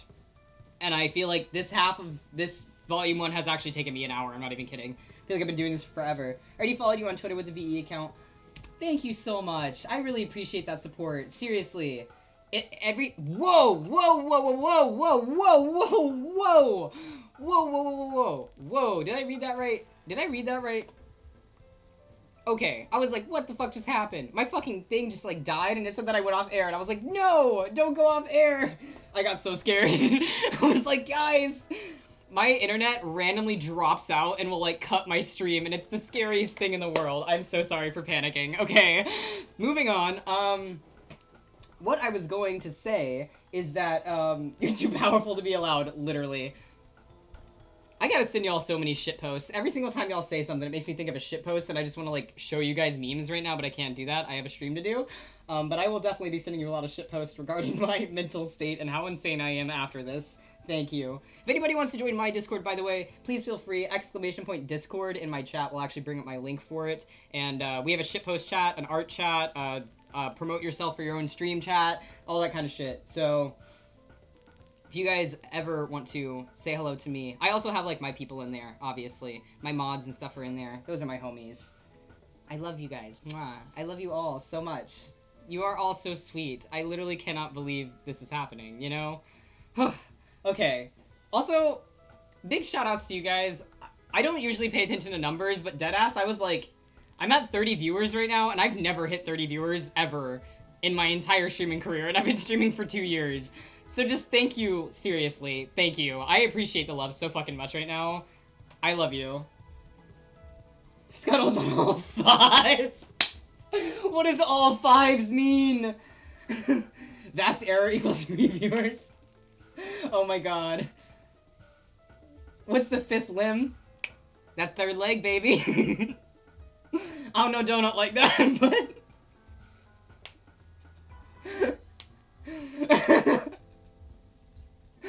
On God, just like that. Oh, you know, baby. You know, baby.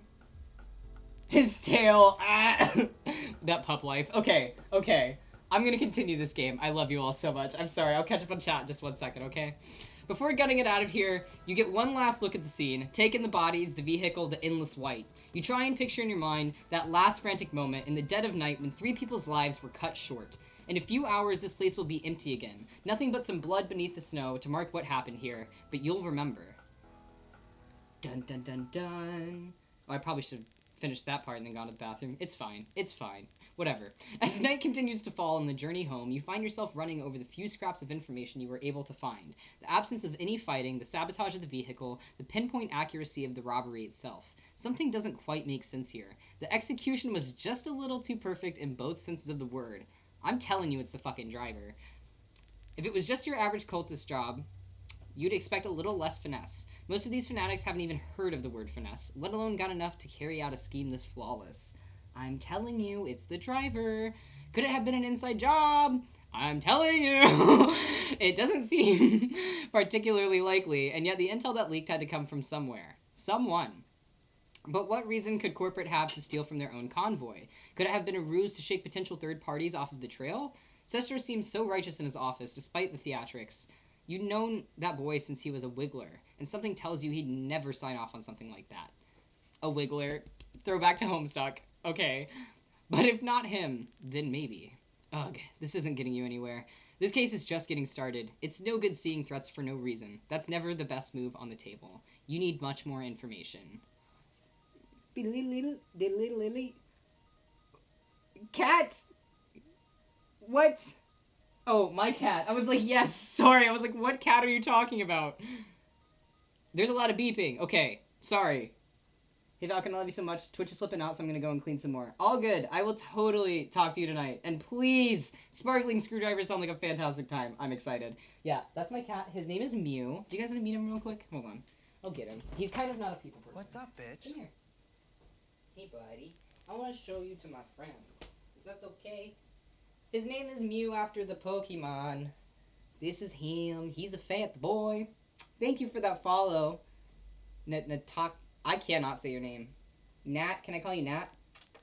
Yeah, I'm gonna kiss him. He's my fatty. My fat boy. My big fat boy. His collar actually has Pusheen on it. I know you can barely see it, but it does. He doesn't like that light. Here you go, fatty. I love you, sir. Do you want some cat weed? You seem a little stressed out. I'm gonna give him some cat weed. He's just kind of looking at me like, why did you do that? I got you, bro. I got you. We're gonna get you fucking frisky as hell. You're gonna feel like great in like 10 minutes, dog. He's gonna feel great in like 10 minutes. Pusheen collar, yes! He is literally the best thing in the world. I love him so much. I got him when I was in foster care. Like the foster family that had me had kittens, and they were like, you can't keep him. And then I was like, I'm keeping him. And so then I like used to hide him in my room so I could keep him. He was the only orange cat out of a litter of black and white cats. Don't know why. Don't know why. He's very precious though. Had him his whole life. My freaking baby boy. Yeah, it is catnip. Sorry, I should have explained. Cat weed is catnip.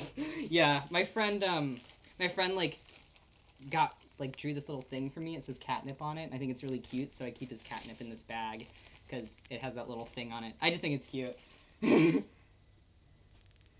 Different dad. Well, what I'm thinking is his dad was actually, his mom was black and white and his dad was orange. So I'm thinking the orange, like, I don't know this for a fact, but I'm thinking orange might have been like recessive at that point, like as to black and white being the dominant color in that pairing. I don't know anything about cat genetics. So I'm thinking that, like, yeah, recessive gene, he was just the only one that ended up being orange. But, like, fantastic for me, because he's special as fuck, and he's my baby boy now.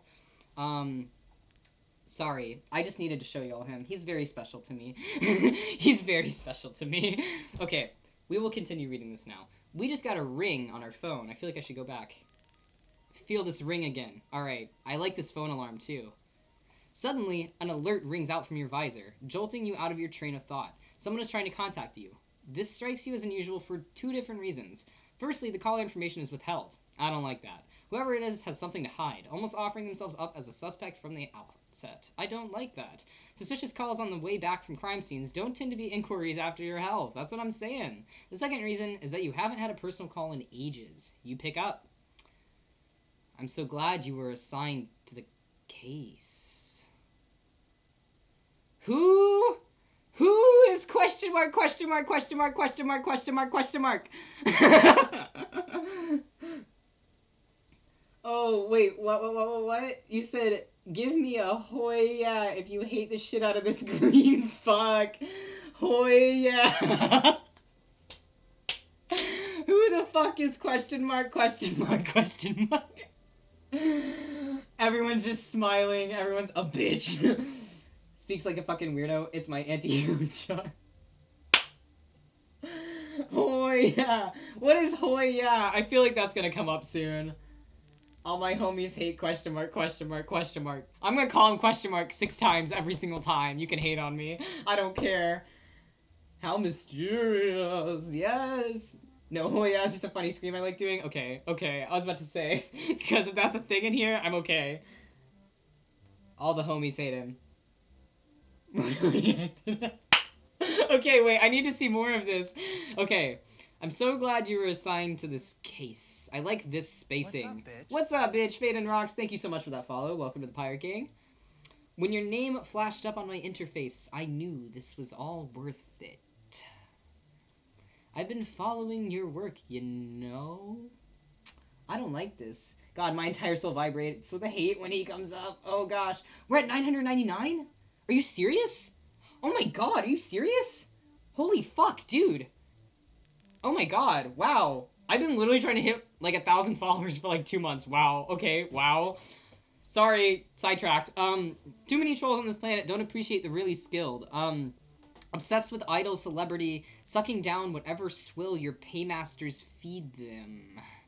This guy feels like a snake to me. That ending thing there just feels very snaky. But I respect you. You deliver the idea of good face to face. You should be famous, Cecily. Everyone should know the trail of bodies you've left behind. What? Rise and shine, Mr. Freeman? Oh my god, this is a huge self-sacrifice, I swear. He's a snake and I hate him so much I would beat him up given the chance. He's a little bitch, oh god. C4, how did you get this contact? C5, that's a tedious question. You can do better. In F3, fine. What can you tell me about the scene I just left behind? In C6, you're trying to scope out how much I know. Still just trying to find the bounds of my power. A standard opening, safe, but you can't play for the draw here. There's simply too much on the line. Green like the baby barf they are. Ooh, goddamn, y'all really don't like this motherfucker. Your focus on what happened and when won't bring... Wait, what? Sorry, your focus on what happened and when won't bring you any closer to understanding. To triumph, you can't take your orders and march. In C3, you've talked yourself in circles, and you call me tedious. G6. E3, answer the question in F6. 100 trucks cross the remote corners of this disgusting planet every day. 100 containers of valuables, raw materials, fodder for craft, fruits of the labor of thousands of trolls. Each part contaminated by greed and filth. Ooh, but only the blood was taken. D4, why? Do you know its properties? BG7. I want to help you understand. I really do. You will by the end. I think you'll agree with me too. You've been purging the planet of refuse for so long. D5, you've done nothing to convince me you're not part of it. In A5, this is so fucking creepy. I'm literally creeped out. We're all a part of it, lapdog. I'm going to give you the tools to break your chain. Fuck!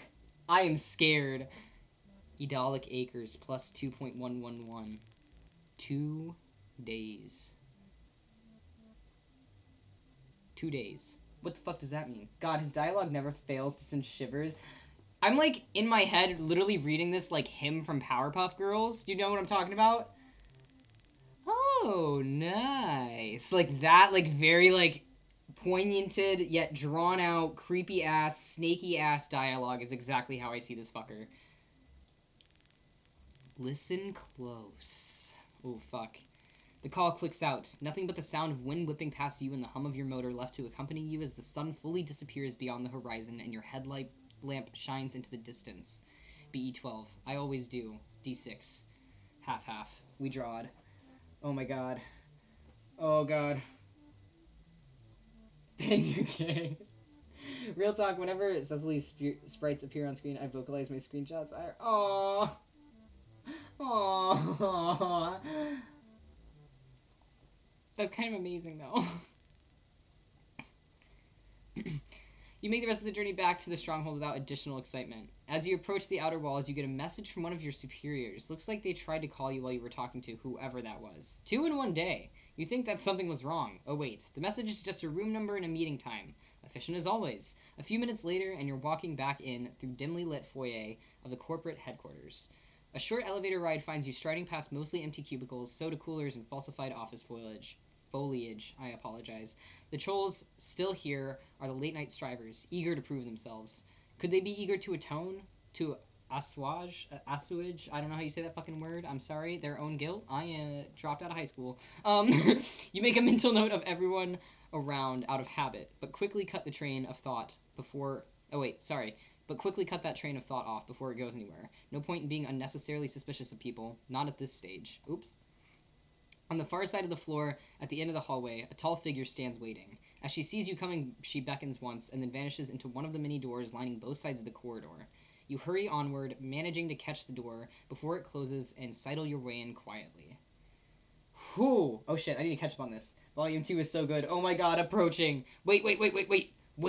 This is the Hammy girl. I can't remember her name. This is Hammy. This was the guy's assistant, yeah? This Heckrix. Oh, she approaches. Ma'am. Women likers, come get y'all juice. Damn. Y'all are stans of this. Is she like some bad bitch or some shit? What the fuck? Miss Heckrix, not Hinkrix. My apologies. Heckrix. Interesting. Another trans queen? Oh, fuck. Okay, never mind. I'm horny now. It's cool. The corporate building seems to have more conference rooms than they know what to do with. Certainly more than any normal company could use. Then again, normality is a concept that tends to get left behind when you're dealing with the end of the world. It's very dark in here. There's barely any light to see by, apart from the faint glow from your overhead visor and the occasional flash of lightning outside. You'd consider trying to find a light switch, but that perhaps would ruin the effect. Yeah, she looks really good in this lighting. You don't need to change it. Ooh. Ooh. Oh, fuck. Wait a minute. This bop. Wait. Ooh. Fuck it up. Yeah. I like this. Hold on.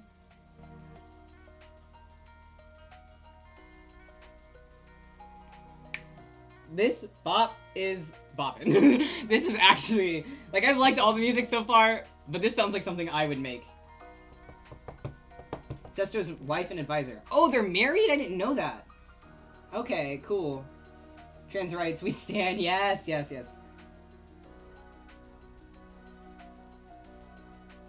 This song is called Shh, the Adults Are Talking? Oh, I love that. This is fucking boppin'. This is actually boppin'. Kudos to you for this one. This is a good one. Oh, shit. Okay, I gotta turn it down just a little bit so I can concentrate on reading, because I'm a little dumb, as y'all have found out. The tall, shadowy figure that was in the room when you entered steps into a shaft of light, and you can make her out clearly for the first time. Okay, I'm nervous. Recall. Let's do it. Alright. Okay. I'm nervous, because I'm afraid. Hamafy's theme is still a favorite of mine. PN's music rocks. Yes, it does. It does. Your music fucking rocks. Alright. Hamafy Heckrix may be more of a no-nonsense corporate cutthroat than her knitwear-loving mate sprite. Yes, I know. Knitwear-loving. Okay. Knitwear. That little sweater fuck. I get it. But she has the same underlying instinct for dramatic flair bordering on the comical. They were almost made for each other. You have to remind yourself that this is, in fact, very literally true. Oh yeah, the mate sprites. But between her skulking in the shadows and him looking forlornly out of windows every few moments, it's a wonder these kids get any work done. Now, the effective second-in-command of the corporate machine is standing in front of you with an expectant look on her face. She's holding her signature clipboard, the weapon of choice for a ruthless itinerarian? What the fuck? How do you say that word? I'm literally gonna Google that right now. I cannot. I said I cannot. That little sweater fuck. It's all out of love.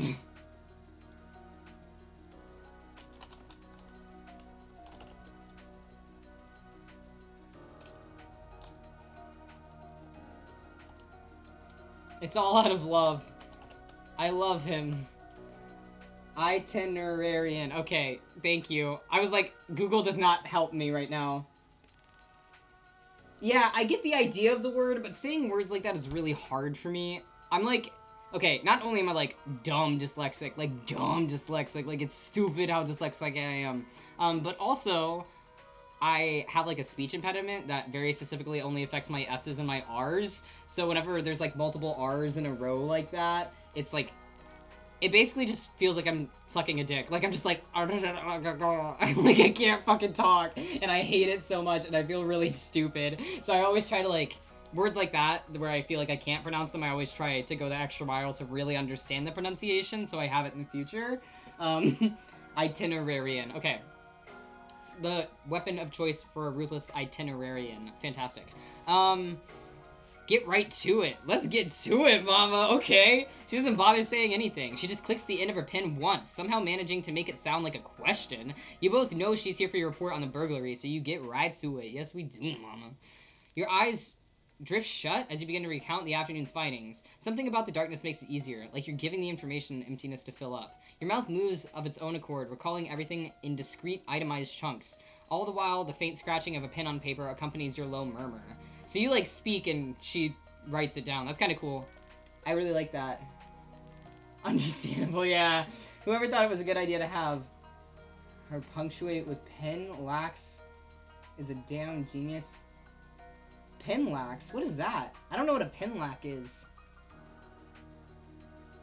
I'm dumb. Sorry. I'm gonna look it up.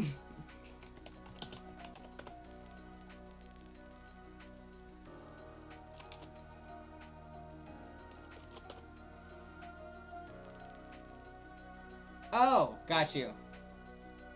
Clax. Got you. I got you. I was like, what is a pin lack? I just thought it was something that I didn't know.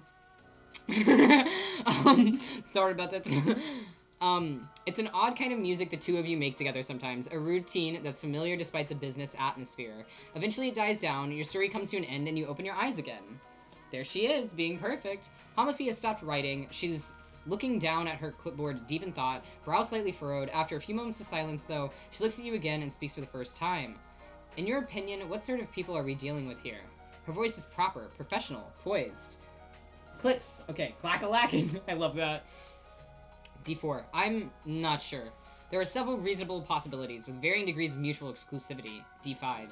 C4. The only certainty is that, whoever they are, they have some sort of connection with the corporate, or with corporate. C6. CXD5. The amount of information they must have had access to speaks to that. I can't say if it's anything as serious as a mound mammal within the organization or just a matter of bad bookkeeping. I got through that. CXD5.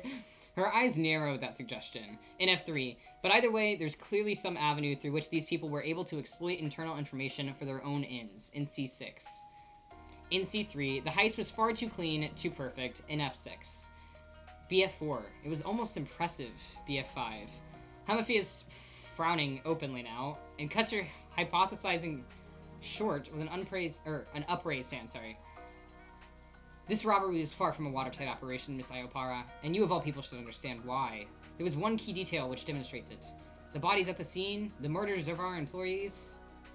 That was mess. That was uncalled for. An unforgivable waste of troll resources. The theft itself was so perfect that the deaths were clearly unnecessary. Anyone with that complete of picture of the situation should have managed to avoid bloodshed altogether.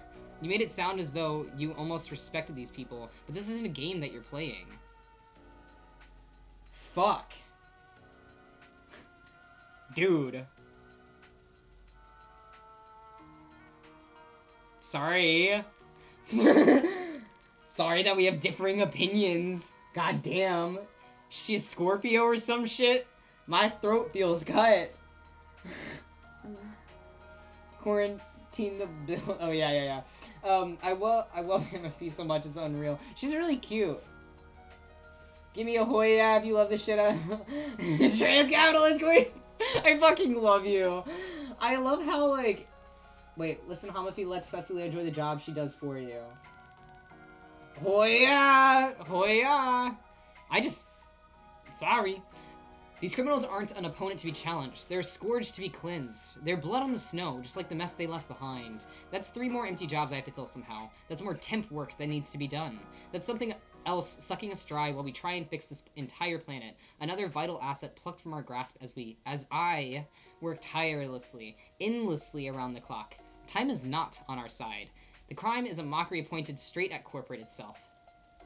Though her voice has barely changed in volume this whole time, to you it sounds like Hamafi has begun shouting at this point. Her words are ice cold and dripping with anger. Snowbound blood. There's our moment! There's our moment! Have the moment with me! Have the moment with me! Roll credits! There we go! That's the speed run. That's the speed run.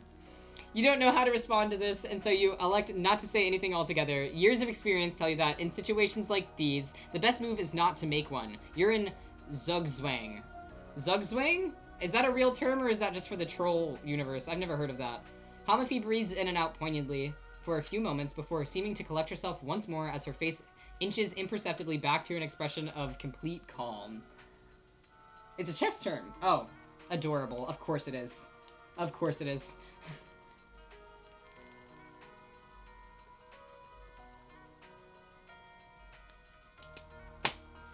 It's German. Does anybody know what it means? Does anybody know what the, what was it? Zudzwang? I'm gonna Google it just so I know exactly what it means. I apologize that I do so much Googling. Like I said, I just like to be, like, well aware of what I'm reading and, like, taking in. Zugswang. A situation in which the obligation to make a move in one's turn is a serious, often, decisive disadvantage. Okay, so she's basically saying that don't make a move at all. Okay, so after she collects herself, her face inches imperceptibly back to an expression of complete calm. Sestro may take a more lax approach to deploying corporate assets, but I'm never one to let a good thing go to waste. Just remember, Miss Ayapara, you are as much an investment as any of our other initiatives, and safeguarding investments is where I come in. The realization may run darker and more foul than you realize. Don't trust anyone. Shit. Shit. Yes. I should really start doing that, the Googling thing. Yeah, well, I mean, I saw it on a TikTok, actually. This TikTok was, this girl just was going off about how whenever she felt like she was stupid, she just started researching it, and not only did it help her self-confidence, it also taught her new words and taught her new things, and I was like, you know, instead of feeling like an idiot all the time, if I just looked it up, I'd probably feel less stupid a lot, you know? Like, you don't need to feel stupid just because you don't know anything. I literally dropped out of high school, like, I can't expect myself to know things that other people know. I've had a different experience from everyone else, and I feel like all of us should apply that to ourselves, you know? You should never judge yourself for not knowing something, so reach out. Expand your horizons, you know? Okay, what? She said don't trust anyone, and then my perspective, I say, well, this is new. She seems cautious, almost like she's nervous about something. She gives you a very direct look with this last warning, and you can tell that she knows a little bit about... Wait. She knows about your little bit of fan mail. I have fan mail? The fact that someone else was oh, the call. I was like, what fan mail? I'm an idiot. She's talking about the call. The fact that someone else was contacting you so soon after leaving the crime scene is enough to make her suspicious. Perhaps rightfully so. But all the same, it strikes you as a little more... Or sorry, as more than a little wigglerish. Wigglerish. That's a very interesting term. E3. Don't worry, Miss Heckrix. I'm not about to get into the habit of it now. But any potential pockets of useful uncertainty should be examined and exploited before being discarded. E6. BD3. You of all people should be able to appreciate that. I didn't get so far in my career without being open to every possibility. BXD3. QXD3. I highly doubt there will be any kind of confrontation. This person seems too content to hide in the shadows, and even if there is, just you remember. BD6. BXD6. My winning streak has been going on since before you and your betrothed were hatched. QXD6. 00. It's not going to end at the hands of some anonymous prankster. 00. Half. So she's acknowledging right now with her, I think, and also with this other person, that they're at a draw, but, like, she hasn't lost. You know what I mean? I like it. I like it a lot. Learning new stuff always feels good. Yes, it does. The guy? Huge fan. It's, like, childish. That's the castling indication. Oh, it's just a draw. Yeah. Well, I was saying, like, this is, like, okay. Because, like, notice that she uses, like, 00 and, like, half. But, like, she uses them at the same time here. So I feel like that's supposed to indicate more than just it's a draw. Like, it's a draw, but it's not over. You know what I mean? Like, it's the middle of something. It's a draw if no one dies at the end of the convo. Oh, shit, that's literally how direct it is? Wow. That's pretty straightforward.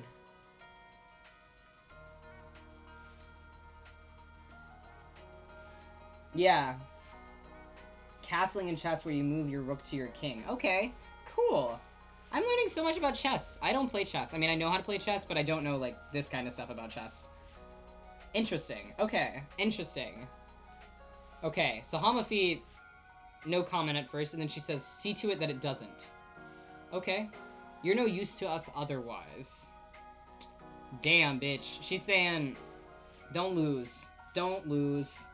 I don't either. Yeah, literally, developing this game taught me about chess. That's fair, yeah. Cecily is a pretty straightforward individual. I really appreciate that, though. I'm a Sagittarius. I like being straightforward. It's really my only thing. And with that, your superior clicks the end of her pen in a way that lets you know that this meeting is over as quickly and as abruptly as it began. Hell yeah, it did. And she's off. She glides over to the door and leaves without sparing you a second glance. You don't hang around either, but by the time you're back out in the corridor, she's already vanished. Okay. Man. Doo-doo. Oh, your head is full. Okay, here we go. We have a moment of silence here. Oh, gosh. Something isn't adding up here, and the call you got is the biggest variable. You need some space and time. You walk past the rows of cubicles, aware of anxious eyes on you. Sestro is often nervous, fretting, obsessing about one thread or another. He crams so much history into his head, you think maybe he just starts reliving it sometimes, seeing portents of a second renaissance around every corner. It's understandable, though. He's the mask, the public face, the direction everyone's facing while Hamafi does all the dirty work. And the problem with being the mask is that you have to look back at them. But seeing Hamafi paranoid? That's rare. And now that you have time to think about it, it strikes you as unsettling. You've watched the two of them go through a lot of moods over the sweeps, settling into their roles and assuming authority. Hamafi took to it more comfortably than her mate sprite, or at least appeared to. You wonder what she knows that you don't. What would lead her to unusual show of concern, filtered as it is through a desire to protect the company. The open-ended possibilities start to close in on you. You get a constriction in your chest from being surrounded by those you've been told not to trust. You're getting caught up in speculation. Before you know it, you're back in the elevator, soft music blurring to a mindless din in your ears. You breathe a sigh of relief when the door is shut without anyone else coming in. You don't have idle conversation in you right now. A very long time ago, you learned a number of exercises to deal with overwhelming feelings from a good friend. Call it an old therapy takeaway. As the elevator takes you up, up, up, you make a repetitive little motion with your hands, a ritual of calm. 4 fingers on your left hand, tap your right palm twice, and then you switch fingers on your right hand, tapping the left palm. That actually does work. Stimming. We love it. My sister and I do this thing where we put our hands together and we slap each other's hands in between our hands. I have a twin sister, by the way. It's nice when you can stim with someone else. Tap, tap, tap, tap, tap, tap, tap, tap. It helps you center yourself and focus as you exit the elevator on the top floor and take a single flight of stairs to the roof. This background. Wow. I love this. This is my favorite so far. This scene, my favorite so far. Wow. Love this one. Okay, the cool air is a deliverance. You walk onto the edge of the building and look out onto Stronghold 21. Okay. Pastel neon lights suffuse the streets. The bass of faraway music of the Stronghold's nightlife thumps distantly. Love corporate glow. It's... Yes! Phil's backgrounds. The backgrounds. They're so good. They're so good. Literally, they're so good. Shout out. Shout out. They're amazing. Puts the glowing colors in my mouth. Me, because I'm a baby. Neon City, baby. Phil's scenery pieces are incredible. The end card is by Zero, right? Yes. Yes. Apparently so. Okay. Pastel neon lights, suffuse the streets. Yes, we already read that. Cool. Colorful advertisements flicker on LED screens. This week's Skyrim release, a new brand of sugary fizz. Wait, Skyrim? The 101st season of Who Wants to Be a Hyperlooper? Skyrim! I love Skyrim. That show hasn't been the same since a young man lost on it and destroyed the original set before spiraling into a full-blown cult leadership, but that's a story for another time. It's easy to look inside these walls and see what the revelers on the street see. A society without scarcity, of productivity and prosperity, but every bright light casts a shadow. You think of bodies, face down in the snow. Bondmates getting an impersonal phone call that will break them. A deep-breathing voice taunting you over a voice link. You think of 1,000 reasons someone would turn against this world. You think of more why someone outside of it would steal, kill, break just to tear it down. The breeze gives you a chill. Lines of probability start to firm up in your mind. This world is balanced on a precipice, and somewhere out there, a conspiracy has emerged to steal a piece of its history, one that may push it over the edge. Sexy lesbian! It's up to you! It's up to you! Licks the background, LMAO, tastes shiny. Freaking epic. Todd Howard troll reveal. Oh my god, I'm dead. This end card. This, yeah, this is nice. It's up to you. Time to make a plan. Okay. That was really fucking good. That's volume 1 done, yeah? Do we have room to start volume 2? We do have room to start it. I don't know if I'll have time to finish it. I have about 40 minutes. So, I don't know if I'll have time to finish it, but I will have time to start it. So let's start it. Fucking amazing. Fucking amazing. You think I can get through it? Yeah? Okay. Fuck it. Let's do it. That was amazing. I really appreciate that. I really had a lot of fun doing that. I am extremely excited. We're meeting more characters! Wow! They look really gay! I like this one. I would date this one in a heartbeat already. I'm excited.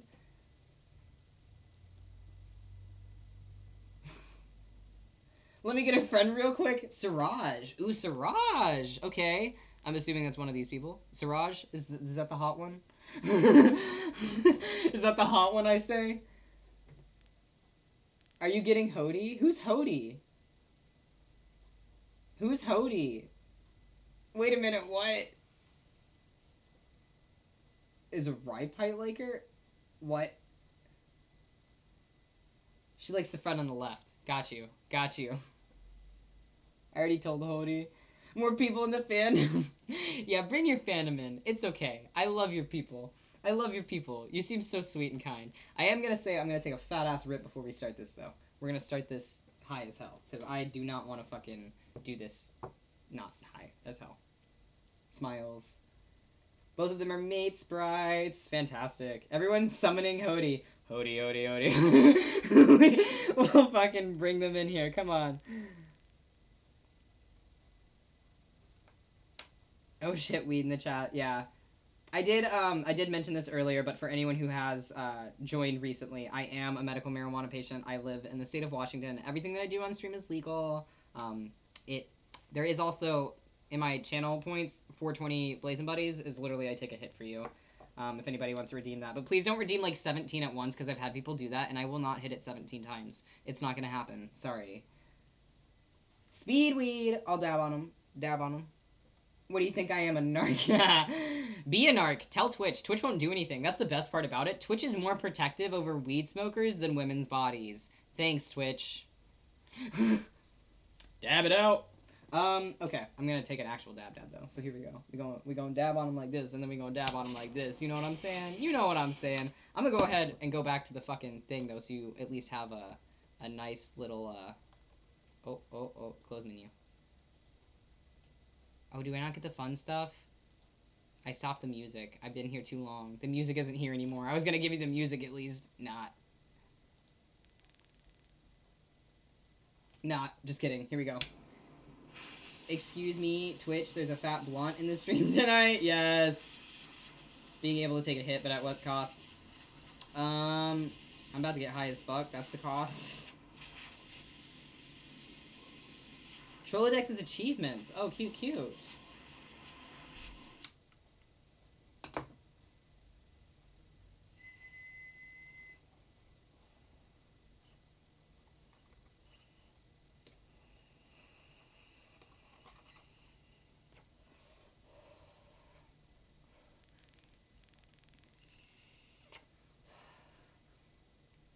Yeah.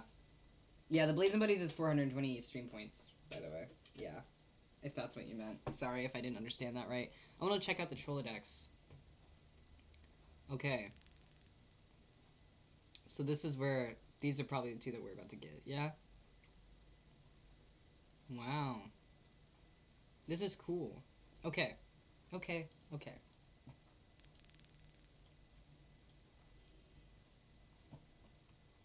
Volume 2. Let's go. Yeah, save it. Save it. It's fine. Ooh. Okay, we're getting right to it. Let me get a drink real quick and I'll read this.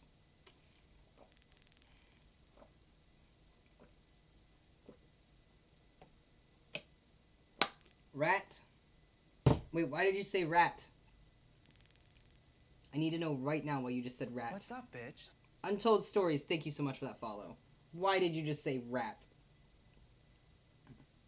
BiteCon is Ratman? That's Hody! Hody, Hody, Hody, Hody, Hody, Hody, Hody! Hody! How's it going? Wait, what do you mean he's a rat man? I'm a rat man. I'm obsessed with rats. I'm not even kidding. I'm not even kidding. I have 5. I have 5 rats. I have a rat tattooed on me. I do, in all actuality. This is my rat. His name is Calvin. He passed away a couple years ago, and I love him. I have rats. Yes, I do. Okay, I will show you 1 rat. Maybe 2. I don't have enough hands to pick up all 5 of them. You have to be patient, though, because I have to go get them from the next room. I can't fit all of my animals in one room. I also have a snake and a dog. I have a lot of animals. I love animals. I'll be right back. You guys just stay there. You chill. I'll bring you the rat. Excuse me. Excuse me. Who wants to be county? Who wants to be county?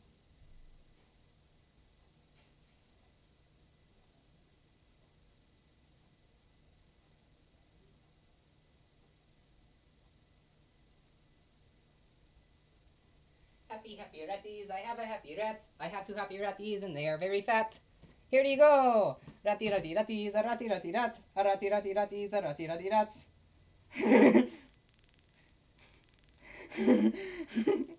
So this is Gus, the white one, and then this is Gizmo, the gray one. They are brothers, and I love them, and they are very sweet. They are very sweet. They don't like the light. I apologize. That's why they keep trying to run from the camera. They are so chunky. They are so chunky. They are so chunky. They are so chunky. This boy just literally is flipping over and over and over in my hand. I'm like, buddy, stop turning upside down. What are you doing? Why are you turning upside down? They just crawl all over each other. They'll also sit on my shoulders if I put them up there, but I don't want to because I don't want them to get comfy because I'm about to put them back. They are very cute. He's licking my hand right now. They're very sweet boys. I love them very much.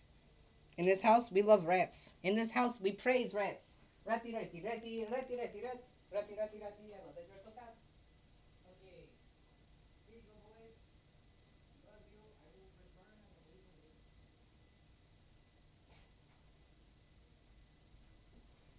leave. Okay, I am back.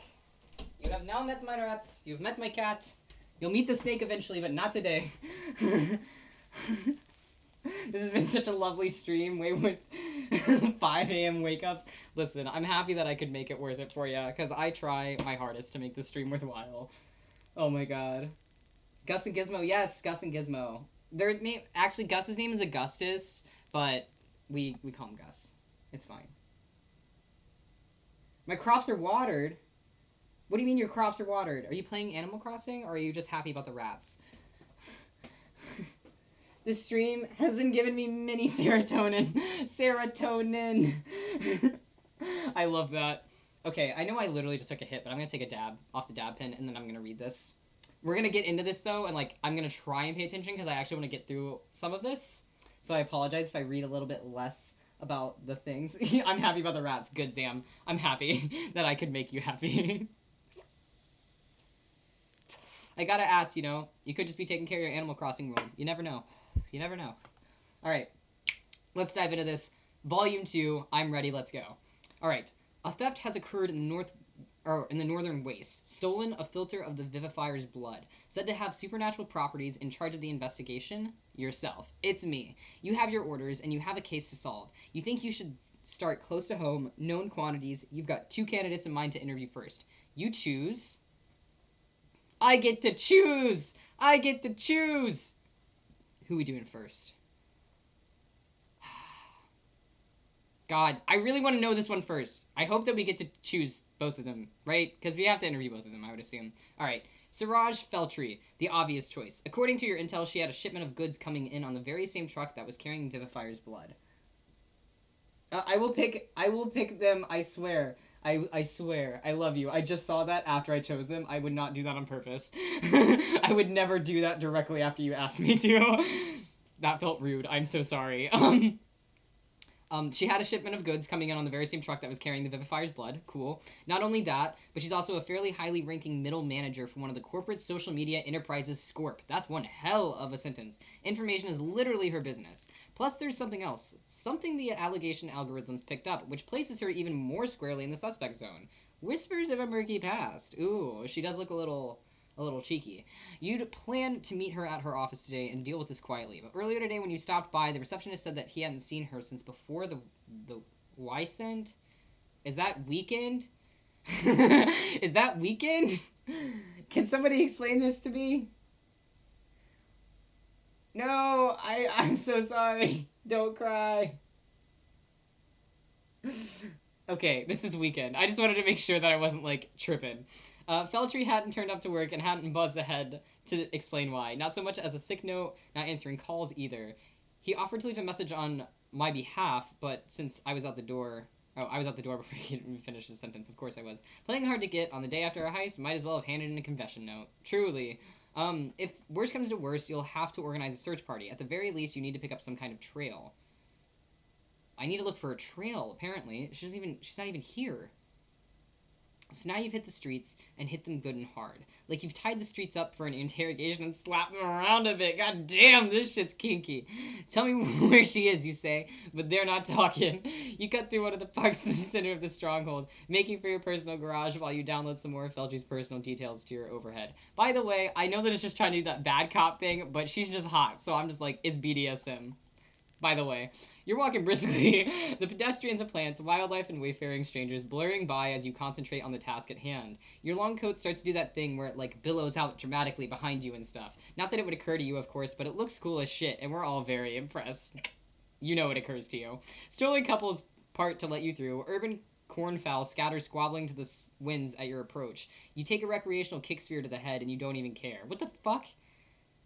Okay, I'm assuming that's like a kickball.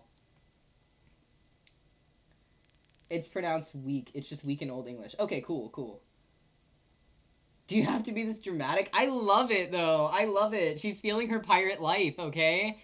Can you imagine if I had a fucking giant pirate coat with, like, a coattail, and whenever I walk, you know, whenever I walked, it would just, I would fucking love that. I would literally kill for that. Gigi Goods look, that's what I want. You know what you know? She's too good. She's too cool to be annoyed by children. LMAO. Yeshin. Ooh, okay. She tries so hard to look unfazed. Yeah, she's just a bad bitch. She can't help it. The game is on. You have her Trollodex card up on the visor, ready to bounce it through the regulatory's internal system and sick some grunts on this fugitive. You have orders aplenty, and boy, do you love giving them. But then, as you take a corner, you come to a sudden stop. It takes a moment for you to even realize why, before your eyes refocus, looking past Feltry's card on the screen. On a park bench, a little ways off, is your suspect. You can't tell if she's awake or asleep, but either way, she's clearly in a rough state. She's sprawled haphazardly over the seat, face down, arms and legs pointing in random directions, and her business attire is in utter disarray. Her hair is a mess of tangled black curls, one shoe is making its absence known, and her briefcase appears to become lodged in a nearby garbage cylinder. It's a scene of perfect chaos. Okay.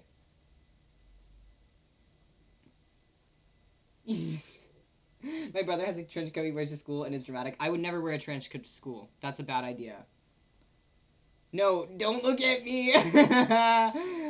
Aw, Pin. Pin. Oh my god. Okay, you feel your shoulders slump in disappointment. This has to be the shortest game of Purr Beast and Squeak Rodent you've ever had in all the long sweeps of your career. And here you were, getting into the swing of things. The very least you could have done is make an effort. Come on. But maybe the scene is just a little too perfect. Too pristine in its panic and plausibly inventive in its incongruity. Just seriously and altogether, too batshit. Could it all be part of some elaborate ruse to lull you into a false sense of security? You've definitely seen weirder strategies for avoiding capture. If she's trying to throw you for a loop, it won't work. You don't jump for chump change. You approach with caution, no sudden sounds, moves, or anything else. You are the polar opposite of suddenness in every respect. Your advance is so slow that one of the cornfowl from earlier lazily flies down and with complete lack of abruptness perches on your left horn. 'Cause I'm a babe. Perhaps she mistook you for some unusually fast-moving foliage. Any glacial attempts to swat the plummeted pest away are futile. Your sluggish wafts are a mere caress to an indifferent animal. That's just how unsudden you're being. Suddenly, a phone rings! Guess what? Yeah, Motherfuck! The slumped figure immediately springs to life with the noise, flailing wildly for a few moments, before toppling sideways off the seat with a loud crash. Okay, I like this character. You brace, ready for her to make a run for it, but instead she stands bolt upright and starts to contort every which way in a desperate hunt for her mobile. Her hands comes up to her ear and, oh, so that's where her other shoe was. Hello? Hello? She near bellows down her smart casual phone before realizing the mistake. Then she throws her hands up in frustration and the boot over her shoulder. It lands in a tar pond a short distance away. This theme is everything. I'm like living for this. This track is called You Act Like You've Never Answered a Boot Before. Oh my god, I love that. I love that. Before she can find the real thing, the ringtone stops in a manner which could only be described as spontaneous. Oh, you have got to be shitting me. She looks all around now, starting to collect her scattered belongings. She picks a few leaves out of her hair before turning to see her shoes slowly disappear into the black sludge. Ugh, fuck. She doesn't seem to be the least bit aware that you are here. What's up, baby? Hi, Spruko. Thank you so much for that follow. Welcome to the Pirate Gang. Zero. Wait, did you make the end? Wait, weren't you the person who made the end screen for the first part? We're at 1K gamers! 1K gamers!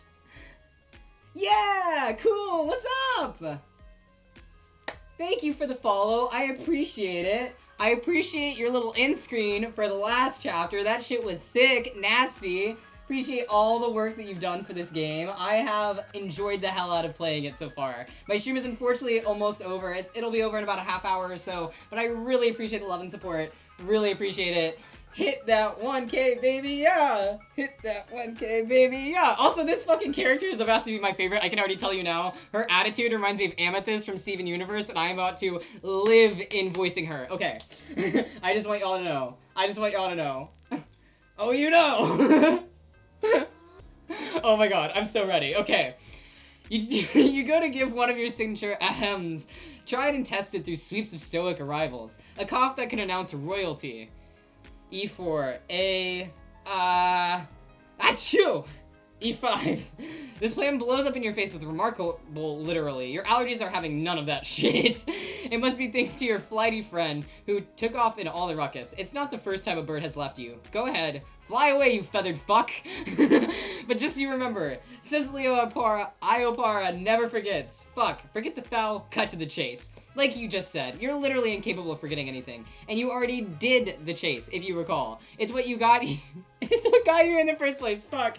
You know, the suspect, the woman who's the best lead you've had in this case so far, the one you probably wheeled around in surprise.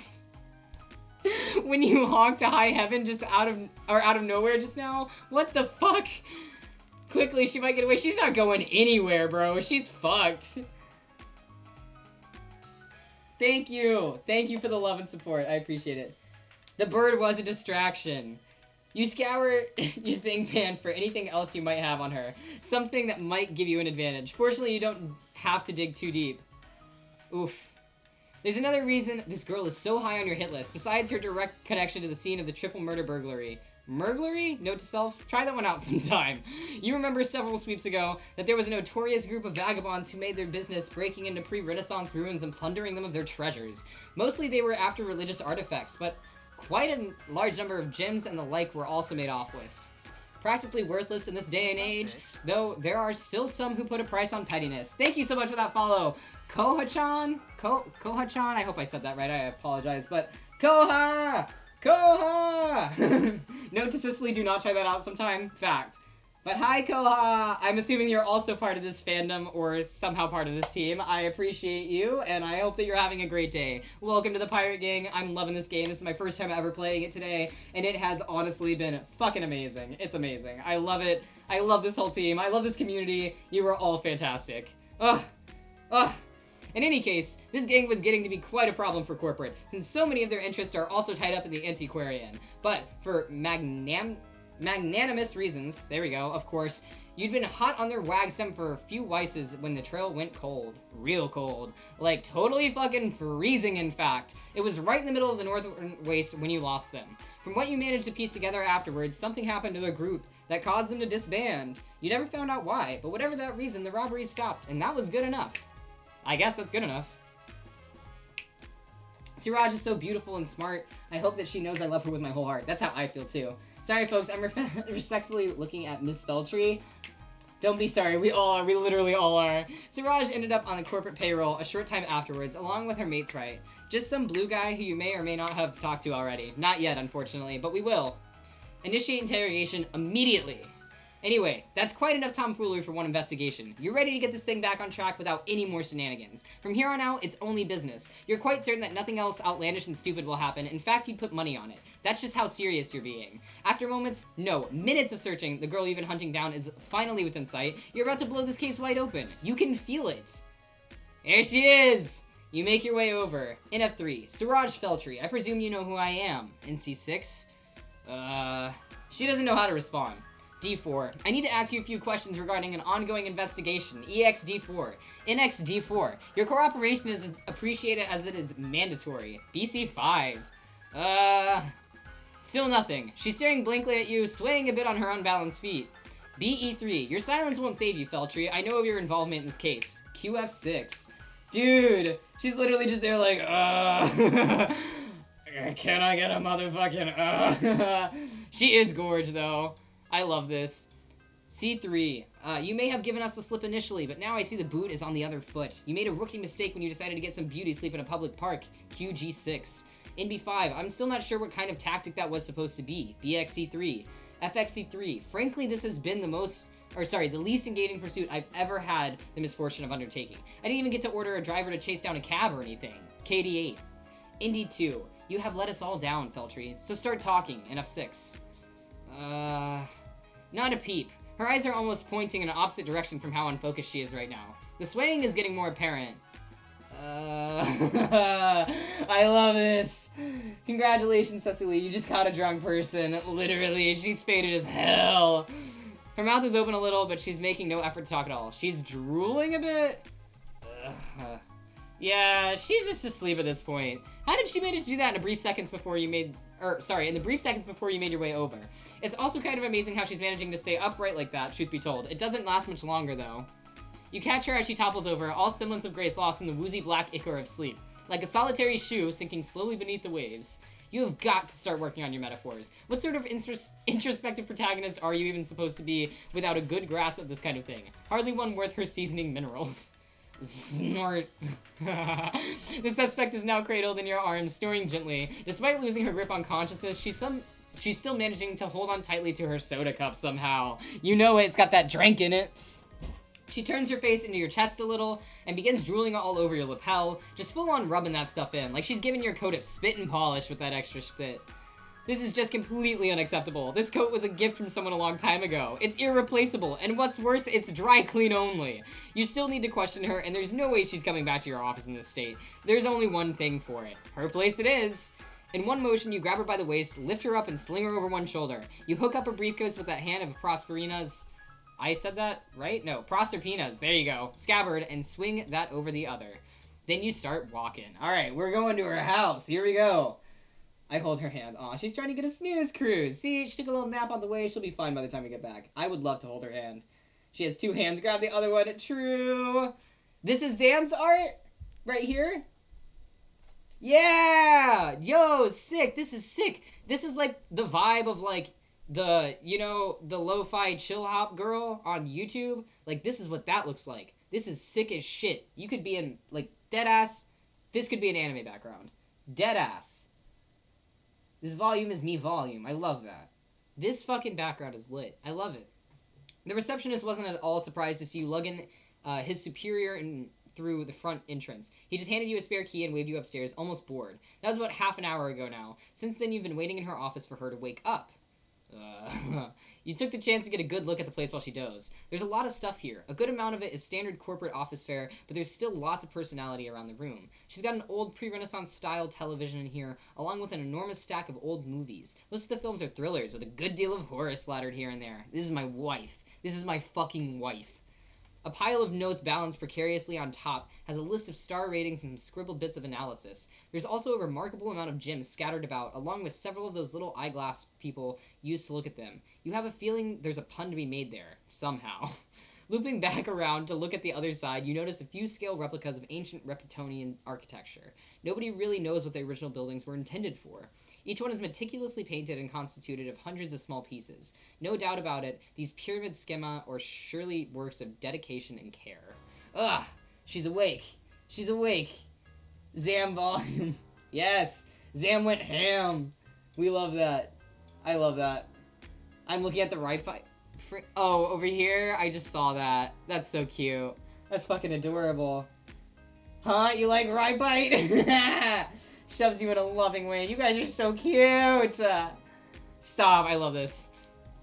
Now, sounds like she's awake. Without really paying you any mind, she slowly starts going through some of the files on her desk, wincing with every movement. No rest for the wicked, you guess. Her arms and hands are moving almost automatically, reaching for pens and papers without looking. She looks very tired, despite having just had 2 naps back to back. She sighs and looks over at you. Can I help you, Regulator Ayapara? Or are you my second best chair just getting to know each other? She's like, oh my god. Oh, so it looks like she did notice you here after all. That's weird. Despite the greetings, she keeps her nose buried in what she's doing. At least introductions won't be necessary. She's already right where you need her. No need to play games anymore. G3. I'll be brief, Feltry. You are currently the most credible suspect in an incident which has shaken the corporation to its foundations. D6. BG2. 3 employees have been killed and an irreplaceable item is missing. Something which in the wrong hands could spell disaster for this entire planet. QG5. QE2. You have a direct connection to the incident, as well as a position and potential to have leaked valuable information to anyone wishing to carry it out. BG4. Okay. Well, I don't really have the energy right now to process that fact. That I'm apparently a murder suspect or whatever. Or to make a big stink about denying it, which would only make my head hurt worse. So let's just assume I already did that in like a really passionate, overblown, but like decidedly innocent fashion. And carry on like 2 people who know how to be professional regarding the incident. Ow. I already heard about it. I don't really know any specific, of course, since they don't really spill stuff like that far down the chain of command. I just know enough to be sure that it has nothing to do with me, at least. She's like, I'm so fucked up. But if you're certain we need to talk, or certain you need to talk to me about it anyway, we might as well get it over with. Alright. Where's your shipments? BXF3. You were expecting a shipment, one that was due to arrive on the same convoy that ended up in the Northern Waste with 3 personnel dead, RE8. One which had been specifically rescheduled in order to avoid detection by parties with ulterior motives, H5. In D4, that's about as direct a connection as it gets, in E5. Wait, you think I knew about the convoy? Listen, all I did was order some new sparkly shit on the internet and pay for the shipping. An order which, incidentally, has no inkling of arriving anytime soon. I don't have access to any kind of information, and even if I did, I had absolutely not a fucking clue about whatever important stuff you higher-ups were smuggling on about. You telling me this is the first I heard of it. So, good job keeping that a secret, Chief Regulator. She says that like it's an insult. You suppose for certain kinds of people, it might as well be one. And while we're at it, if this thing is really so hell's dangerous, then what in all mother's name were you people thinking transporting it through a corporate convoy? Those things are all kinds of unreliable. Just think about the way you could think about the worst way you could think of. I cannot read this anymore. I love her so much. Just about the worst way you could think of to try and sneak something valuable around. My dyslexia slapped me in the ass on that one. Ugh. Anyway, that's just my opinion. The weekend whereabouts. In F5. Let's establish alibi then, if you have one. RXF3. How do you... Oh, sorry. How do we know that you couldn't have carried this out yourself? I don't have any record of your location since you clocked out at the end of last week. In XE4. QB5. What's to say that you didn't take a little trip to the Northern Waste for a few days, RB8? I mean, you understand that the words you're saying right now are actually ridiculous, right? Like, first of all, how could anyone take a trip to the Waste just like that on a whim? It didn't stop you, you think to yourself, but then again, if you really suspected her of doing the same, it'd require you to think her as competent as you. You don't know that you'd go that far. I mean, yeah, sure. It'd be one thing if you had an organized group or something, but that place is dangerous. Ow. You wouldn't catch me there in a million sweeps. Huh. Anyway, about the weekend. I was just spending some quality time with a friend. An old vibin' buddy from way back. This lady's barely in her teens, sweep-wise, right? Is there even enough of her life for any of that to constitute a way back when? Or for that matter, for any of her imbibing friends to be considered old? Just wait until she hits her 20s. Then she'll understand. We were just two good old pals, hanging out, watching dumb cartoons, sounds like my kind of fucking weekend, ingesting liquids of varying toxicities, yup. You know, nothing fancy. I remember it must have been the same time as it all went down because I got a call through, wait, what? I got a call through from the freight tracking people. Oh. She got a call from the freight tracking people. I was like, what the fuck does that say? Oh my god. I love the voice acting with Krydum, my boy. Krydum mentioned, what? Oh, I'm excited. They're fucking friends. Oh my god. I'm excited. Saying my delivery had been postponed indefinitely. And then right after that, I had the hex breathing down my neck about a data leak through Scorp or some BS like that. Worst weekend sweeps. Yeah, she was just fucked up, dude. Your regulatory senses twinge for a moment. Some of the younger corporate employees have some interesting vernacular for their superiors. The hex refers to a certain jade blood auxiliatrix. The hex refers to a certain jade blood auxiliatrix. It's supposed to be a pun on her name, and something else which you don't understand. You haven't managed to find out what they call you when your back is turned, though. Okay. RD1, you mentioned a friend. I presume you're confident that they could reasonably corroborate your story. RE6, yeah. He's with Technical for the corporation, too, so you'll probably be hitting him up later anyway. Although, I don't actually like him. Or wait. Oh, she said actually... I get what she's saying now. Although, don't, like, actually hit him, or I'll kill you.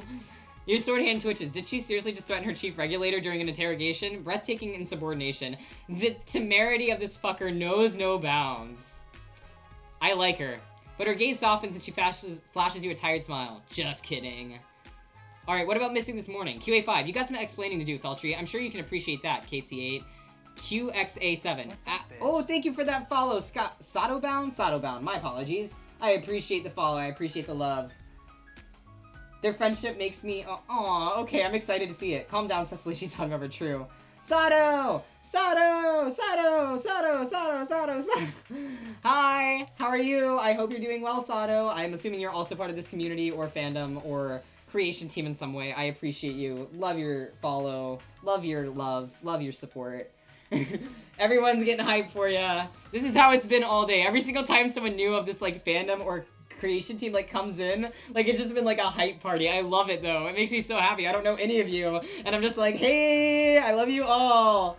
You are all absolutely fantastic. Oh, fuck, dude. Today has been so amazing. I can't even tell you guys. Alright, I'll continue with this, though. We're just insane. Y'all are fantastic. Listen, as someone who reps the OG clown fucker, I am insane. I love you guys. We are all just loving each other. Literally, I love it. Alright, QXA7, absent from the office on such a crucial day as this, a day still stained in corporate blood, slowly defrosting though it may be, QG4. RFF1, if you weren't already directly connected to the scene of the incident, I doubt your credibility would come under any harsher scrutiny. What in Kefaria's name were you doing? RE5. QA4, sleeping during corporate hours? There might be no worse transgression. If you weren't a triple burglary suspect, that is. She used it! Burglary! QA6+. Incidentally, I'm trying out that word as part of the corporation's new efficiency drive. Already the contract has saved a non-zero amount of my time today. KD8. Was it enough to offset the time that you just wasted explaining it to me? Or worth the headache it cost? She just has nothing. Ugh. Didn't think so. Look, I just got a bit lost on the way to work today is all. Maybe I overdid it a little bit on the weekend. Let things get to me a bit too much and ended up doing something stupid. Fuck. I have so much work to do. And enough fires of my own to stamp out to be dealing with you big wigs. She takes a big swig of her boiled soda on her desk as she says this. At least you presume it's soda. A fact which comes easily enough from the evidence at hand, namely that it's in a soda cup. You know, one of those things with the removable plastic lids and the little sleeves they put around to stop the hot liquid from scalding you or whatever. Time was, getting second-degree burns from your pre-work pop was considered best practice for a corporate hand. None of this soft skin avoidance of bodily harm and blisters. How things have changed. While you've been talking, she's continued diligently working through the mound of paperwork strewn about, like she's used to long hours of blitzing through this stuff, mindless of any distractions. All the while, she's been taking sips from the soda cup that somehow made it through all this mayhem earlier, intact and unspilled. This woman knows how to hold onto a drink, that's for sure. This interrogation is not nearly as insightful as you were hoping. Certainly not for someone the allegation algorithms had down as a dead cert. You never did like having computer tell you what to think. That's fair. That's fair. Wife hours. Caparia is the all-mother. Okay, that's good to know. She's definitely hiding something. That much is clear. If this were a different kind of sleuthing game, perhaps there would be a potent visual metaphor here that you could grapple with. Like, maybe some giant chains and padlocks or something else to symbolize the fact that, yes, this is a character with secrets to keep. That would have been nice. But no, you've just got your suspicions as usual. Well, that's not quite right. You have something else on her, after all. Maybe it's about time you used it. I have something on her? Rogue recollections. Let's go. RxD6+. Alright, Feltry. I'll play fair, as I always do. KE7. QA7+. There's another reason I'm sitting here talking to you today. Another implication that places you close to the heart of the incident. Another blight on your business credentials. KXD6. QXB8+. And something tells me that it's the reason why you're more familiar with the waste than when you care to admit, let alone the corporate logistic detail. KD5. There we go. Whoa, her donation? Wait, what? Wait, whoa, whoa, whoa, whoa, whoa, whoa, whoa, whoa, whoa, whoa, whoa, whoa, okay, shit. I just saw chat. I look away for 1 second, too. This SBB stream makes me incredibly happy. I've been loving every second. Yeah, of course. Yes, of course. Also, Chili, I'm at work, so I can't watch too much, but I'm loving what you're doing. What you're all doing. Big ups to the VE gang, Stan, Eber's Goliad. Aw, $60 from Chili. Thank you so fucking much. Legend, Chili, legend. Love that. Appreciate all the support from you. Also appreciate the support to such a good cause. The fucking Bail Project really is helping out people who don't deserve to even fucking be in jail. There's so many people right now who are getting locked up for literally just using our First Amendment rights to fucking speak and save that Black Lives Matter. Cause that's a fucking fact. It's not something we gotta fucking discuss anymore, y'all. It's 2020. Wake the fuck up. Thank you, Chili. I'll stand Everest for a little just for Chili. Just for that dono. I don't even know who that is yet, but I'll stand. Alright, let's keep going. QXB8+. And something tells me that it's the reason why you're more familiar with the waste than you might care to admit, let alone the corporal logistic detail. KD5. The movement of her pen slows, just a bit. Through weary eyes, she's paying you more attention now than ever before, while still affecting an air of disinterest, trying to hide in plain sight. QXB5+. A few sweeps ago, I was tasked with breaking up a ring of artifact smugglers, people who couldn't let the past lie, so to speak. KD6. QB6+. They were giving our Astorians quite the headache. I'm sure you can sympathize. There was no telling whether an archaeological site would still be intact from one week to the next, my bad. KE7. QC7+. Many and varied were the particulars of their pilfering. Historical artworks, ancient technology, gyms. KE6. She stopped writing completely now. You've made your move. Now time to press the advantage. QC6+. It pains me to admit, but that one case I never managed to take to the endgame. That was the one case I never managed to take to the endgame. Fortunately, the result was still the same. The group disbanded and hasn't made an appearance since. In D6. B4, or fortunately for them, I mean, QE2. A4. It was around the same time that you joined us here at the corporation, if I recall correctly. QXE3+. You always recall correctly.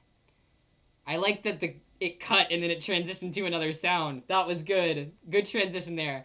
KH1, now, Siraj Feltry, the game is up, QD3. QG1, start talking, QE3+. Ugh. She's burning holes in the floor with her gaze. Or no, wait, those might actually be real scorch marks down there from some kind of chemical spill. Your mistake.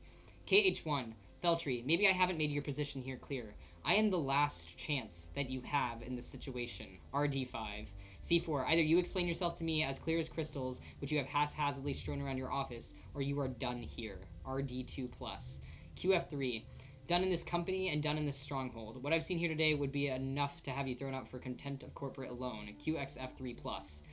RXF3, talk now. In XC4. You don't like to raise your voice. Usually you settle for just your sword. Siraj curls inward a bit at the sound, defensively avoiding your eyes. She looks pretty shaken at this point. Yeah. That was us. Fuck. Oh. It's okay, Siraj, don't be upset. Kiss, literally. Huh? Yes. I'm so gay. I love Siraj so much. Help. Nothing much I can really say about it other than that. I left that life behind. I left it buried in the snow, in the sand. It was just getting too much. I just didn't see much of a future in rummaging through shit from the past, funnily enough. And at some point, I just turned to the guys and said to them, I can't do this anymore. So I stopped. The worst part was that it was fun, you know? Going where we pleased and taking what we liked because nobody would miss it at the end of the day. Or at least so we thought. I was good at it. Where have you heard that one before? But yeah. Add to that the fact that I had people I needed to look after and a better life for, or provide a better life for. It was just the obvious choice once I stopped for 2 seconds and thought about it. So, we ended up at corporate together. Pite and me. She clears her throat to hide the fact that her voice is cracking a bit. Just a bit. And I worked hard. Some skills come in handy being a teenage delinquent transfer pretty well to being a business as... I cannot speak. Some skills that come in handy being a teenage delinquent transfer pretty well to being a business person as it turns out. So now, this is what I'm good at, I guess. But that doesn't make it easy. If anything, it's the opposite. I'm good at it, and so people expect good things from me all the fucking time. And I'm constantly sifting through everything, trying to make sense of it for myself and for others. Always in the middle of things. Always trying to live up to my and others' expectations. And the better I get, the more I find out how actually completely fucked we all are. And how I'm really capable of doing... and how little I'm really capable of doing, even in the position that I managed to build up to. How incompetent I really am, even if everyone around me is looking to me to sort shit out for them. Sometimes I just feel... tired. That hurts. That hurts. She slumps down in her chairs, a little ways in her chair. For someone as perceptive as you, sometimes you struggle a lot with understanding others' expressions, but you don't have to try hard with her face right now. She's utterly exhausted, whether it's from your questioning or the effort of recalling something that clearly takes a lot out of her. You forget that it's not as easy for other people. While she was talking, despite all the nonsense it took to get you here, you couldn't help but think how familiar her story sounded. How many times have you heard it? How many times have you heard it's like in your time here? What's up, bitch? Ashton Flask, thank you so much for that follow. I appreciate it. I'm gonna cry. Or wait, she can take some of my coupons. She can have my coupons too. Seeing these early volume replays is making me remember the gut punches. Oh, shit. Ash, are you another person of the gang, I assume? Yo, how's it going? You make a judgment call. She's not the one you're looking for. At this point, you really don't care what your case file says. This isn't someone you should be brutalizing just to get at the truth. Sometimes the truth just isn't that important. And if we're talking about checkered past, then you're nobody to talk. There are things in your lifetime that make her story sound like a walk in the park, or maybe just a nap on the bench. Are you really going to dig up her past when she walked away from doing the same all those sweeps ago? So what? Maybe she has a few skeletons in her closet. At least they aren't literal. Probably. You know what? You're not going to ask.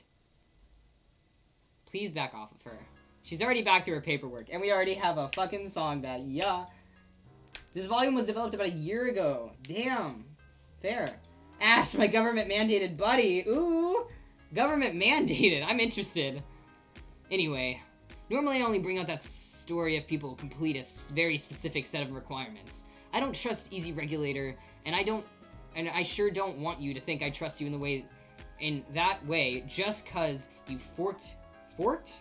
Yes, it forced, not forked, I'm an idiot, forced it out of me when I was feeling down. I'm dead, forked. It just feels kind of cheap to throw it all out there like that.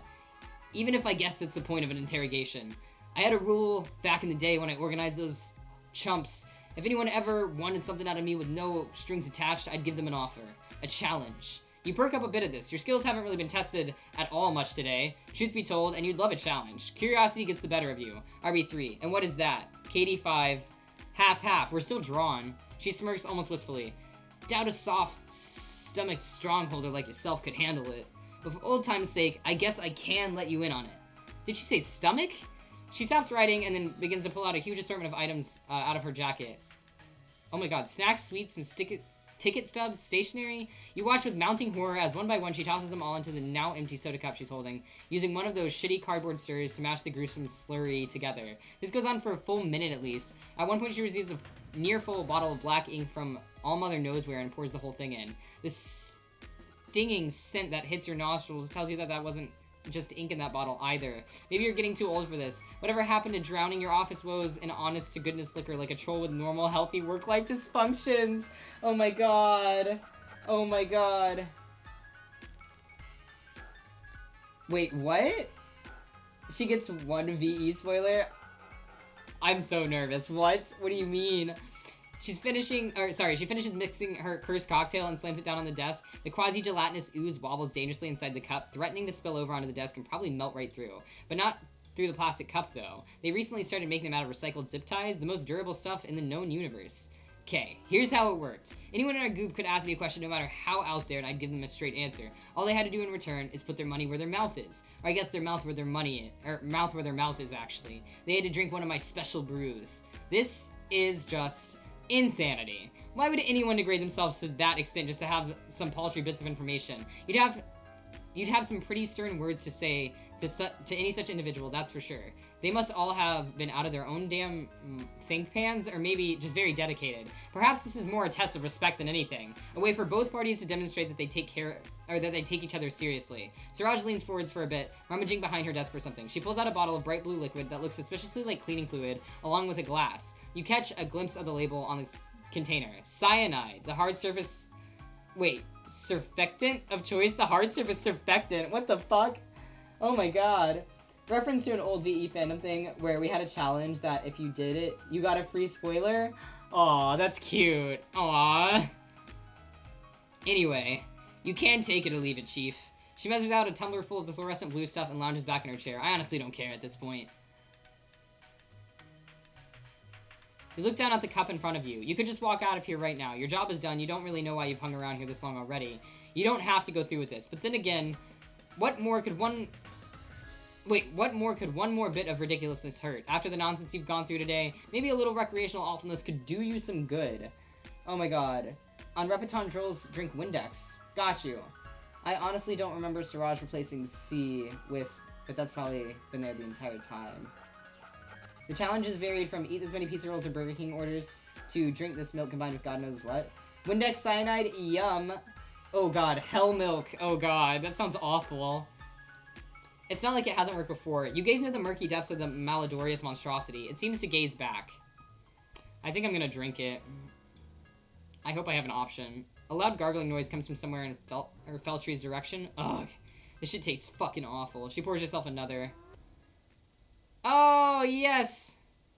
End. I ended that part.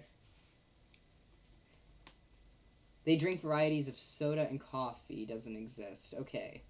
Haha, I love a challenge and immediately getting irritated because she can't solve the case fast enough. Yes! We did it! Okay, I do apologize. I thought that we were gonna be able to do, like, both parts of that. You know what I mean? I have a question. So, like, now do I need to do, like, volume 2 and do his side? Like, is that how that works? What's up, bitch?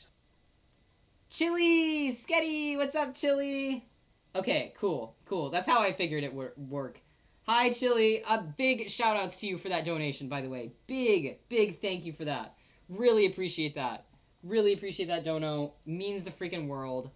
Oh my god, there's more donos. There's 2 more donos. Zam donated 20, and then Chili donated another 20. Eberus is a non-canon VE Dancester, forever condemned to obscurity. I stand a troll with barely any content.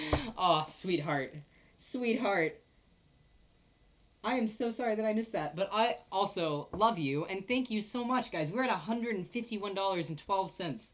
Holy shit, in one day. That is fucking amazing. Can you believe that?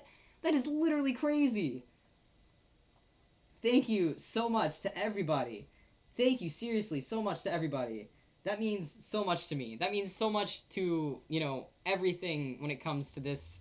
This is just, I've done a lot of fundraisers before, but this is literally the most I've ever raised for a fundraiser. And I literally just did a fundraiser. Like 20 days ago, I did a Trevor Project fundraiser, I think. So yeah, literally.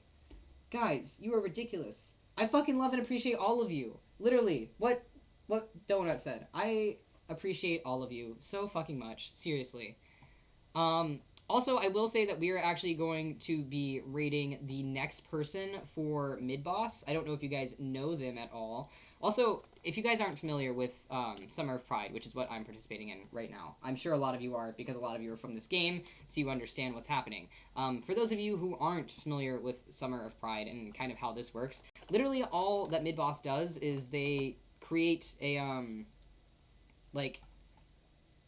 a safe space for queer content creators. So not only do I get to stream and get sponsored by them for doing that, but also all these games, like all these people in this chat, they're literally made by queer content creators. The people in this chat right now are the fucking content creators of this game. Like, it is so cool how intense and how, like, I don't know, intertwined they make everything with this, because they do Summer of Pride because the Summer of Pride sale on Steam, which, you know, all the games that are made by, like, queer people and all the games that feature, like, queer storylines basically go to, like, 50% off. This is just to hype that up. It's also to hype up indie content creators. There's a lot of bundles. I think this year there's 2 bundles on Steam and on Summer of Pride's website that you can get that sponsors a shit ton of indie content creators on itch.io, including the fantastic people that are in this chat right now. So please, if anybody has the time out of their day, even just a couple extra dollars, please go throw it their way. They are amazing people. This game is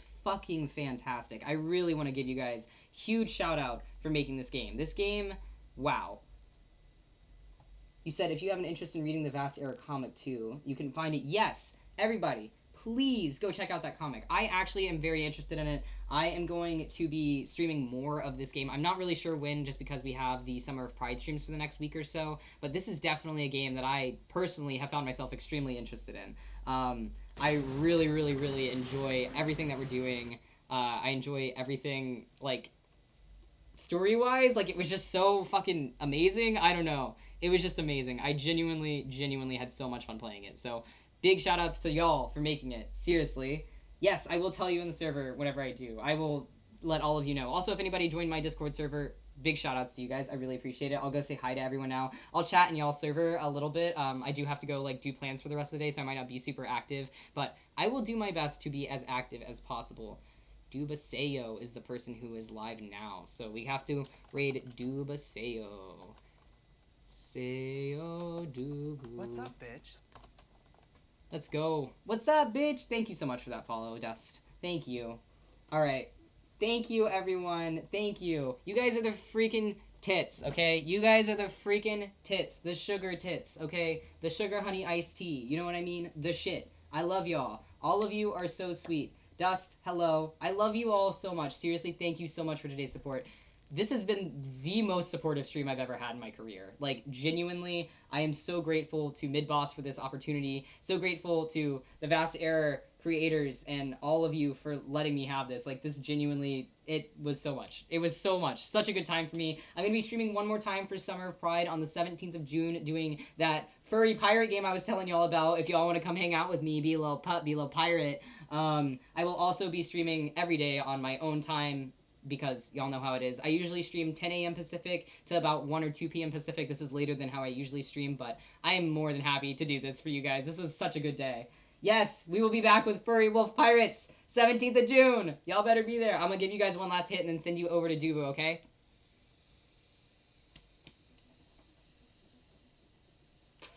Alright, have a good day. Take care of yourselves. Stay safe. Stay hydrated. I love you all so much. Big kisses. Peace, keys. Bye.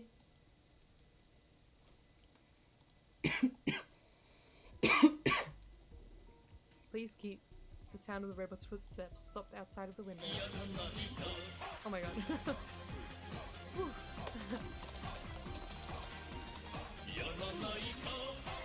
Hey gamers.